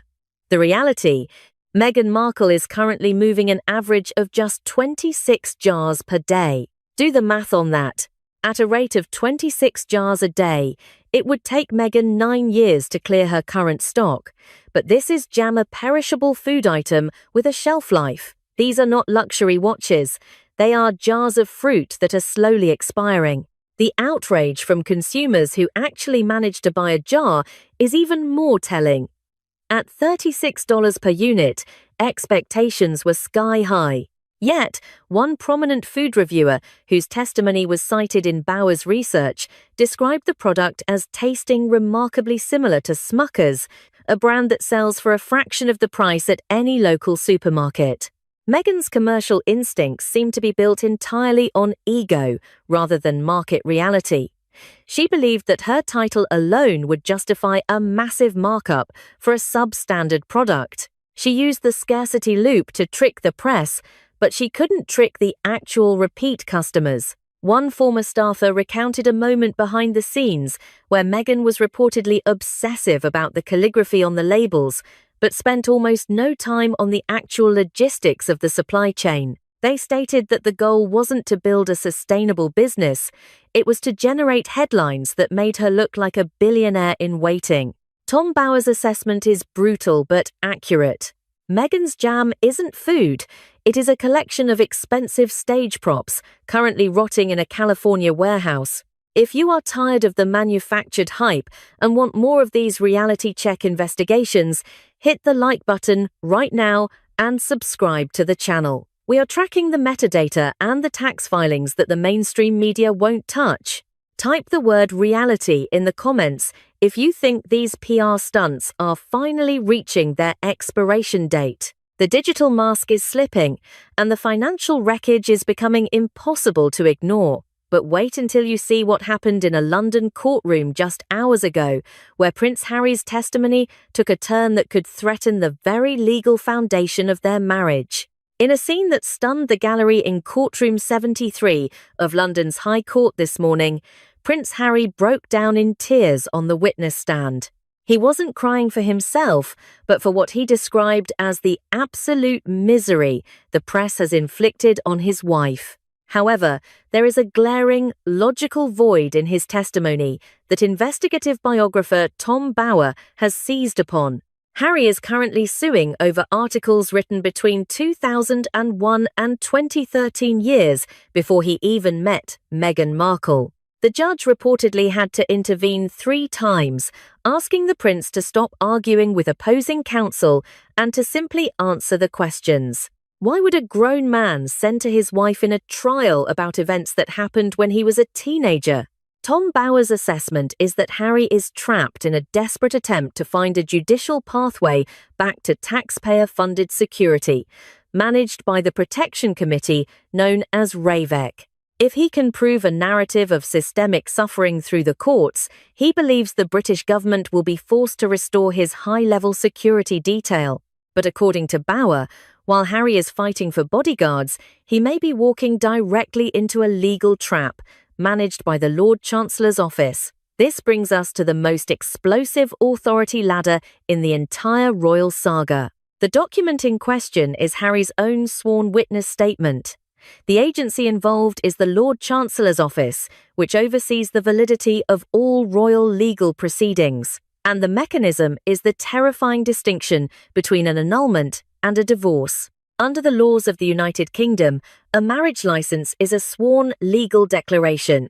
If Meghan Markle provided a false birth year or a manipulated biographical identity to the registrar at Windsor in 2018, the marriage is not just shaky, it is legally voidable. Tom Bower points out that if the original sin of her age, the 1976 birth year found in the 17 magazine archives, is proven to have been concealed during the marriage application, it constitutes fraudulent misrepresentation. How it works is simple yet devastating. In a standard divorce, the marriage is dissolved, but the history remains. Titles and settlements are negotiated. However, an annulment based on fraud means the marriage, in the eyes of the law, never existed. The legal slate is wiped clean. This would mean that Meghan never legally became a duchess, and the children's positions in the line of succession could become a constitutional nightmare. Bower recounts a conversation with a high-level legal consultant who noted that the Lord Chancellor's office is meticulous about the accuracy of royal records. If a commoner enters the royal family under a false identity or a fabricated timeline, the institution has a duty to the public to rectify the record. The image of Harry weeping in a London courtroom while Meghan curates her lifestyle brand in California captures the dynamic perfectly. He is fighting her battles, using his royal status as a shield, while she remains thousands of miles away from the witness stand. As Bower famously stated, Harry is crying for his wife's past, while that very past is the thing that could strip him of his royal standing and his future. Do you believe the British High Court will hold the Sussexes accountable for the accuracy of their legal records? Hit that like button right now and subscribe to stay updated as we track every minute of this unfolding courtroom drama. Comment the word judgment below if you think the truth about the 2018 marriage license needs to be made public. The performance is reaching its final act. But before the curtain falls, we have to look at the 3 most likely outcomes for the Montato royals. What happens when the money, the titles, and the PR illusion all vanish at once? The most realistic scenario is more shocking than you think. Stay with us. As we stand at the threshold of 2026, the manufactured glass castle of the Montecito royals is not just cracking, it is undergoing a total structural failure. The financial records of Archewell are in the red, the inventory of their lifestyle brand is rotting in warehouses, and the 1997 17 magazine archives have exposed a timeline that the Duchess of Sussex simply cannot explain away. Investigative biographer Tom Bower suggests we are now entering the final act, and he has provided a scenario tree for how this royal implosion concludes. The first branch is what experts call the collapse. In this scenario, Netflix officially terminates the final remnants of their $100 million deal, citing a total lack of original content. Simultaneously, Prince Harry faces a mounting legal crisis regarding his United States visa application. Following his public admissions in his memoir, Spare, any discrepancy in his filing, especially if his marital status or his wife's identity is called into question by the High Court, could trigger a deportation order. This leaves Meghan with no choice but to return to her roots as a B-list reality television personality, desperate to maintain a fraction of her former lifestyle. The second branch is the fade-out. This is a slower, quieter death for the Sussex brand. We see them retreating behind the high walls of their estate, becoming cultural relics who are no longer invited to the A-list parties or the global summits. They become the Montecito recluses, living off the dwindling capital of their past royal status and, quite literally, those 137,000 unsold jars of fruit spread. However, Tom Bower believes the most realistic scenario is the legal pivot. Meghan Markle is a survivor who has spent her life perfecting the role of the victim. When the weight of her financial failures and her age discrepancies becomes too heavy, she will not apologize. Instead, she will reportedly pivot and attack. Bower predicts she will launch a massive legal and PR campaign against her father, Thomas Markle, and her former classmates. She will likely claim she was the victim of systemic gaslighting, asserting that her own family and peers misled her about her upbringing and her birth year. By positioning herself as someone who was lied to about her own age, she can attempt to neutralize the fraud allegations while shifting the public's attention away from her bankrupt business ventures. But, as the sun sets on this breaking investigation, there is one final, haunting piece of the puzzle that even Tom Bower is approaching with extreme caution. It is a detail that connects the 1997 age scandal to a much darker period in the 1990s. During his research, Bower discovered a sealed criminal file from 1996 belonging to Doria Ragland, Meghan's mother. This was the exact period when Doria notoriously vanished from Meghan's life for nearly 10 years. Why was the file sealed? Why does a phantom decade exist in Doria's history, and how does it correlate with Meghan's shifting birth year? Bower recounts whispers from sources in California who suggest that Meghan's confusion or deception regarding her own age might actually be rooted in the events of that missing decade. Did Meghan Markle truly know how old she was, or was her identity reconstructed by her mother after 1996 to hide a truth that has stayed buried for 30 years? We have obtained the first leads into this phantom decade, and the contents of that sealed 1996 record are more explosive than anything we have covered so far. The answer to the Duchess's real age may not be in a magazine, but in a police archive that was never supposed to see the light of day. If you want to be the first to see our deep dive into the Doria Ragland files, hit the subscribe button right now and turn on all notifications. This is breaking news that is evolving by the hour. Like this video and comment the word Doria below to unlock the next chapter of this investigation. The truth always surfaces, and the final page of this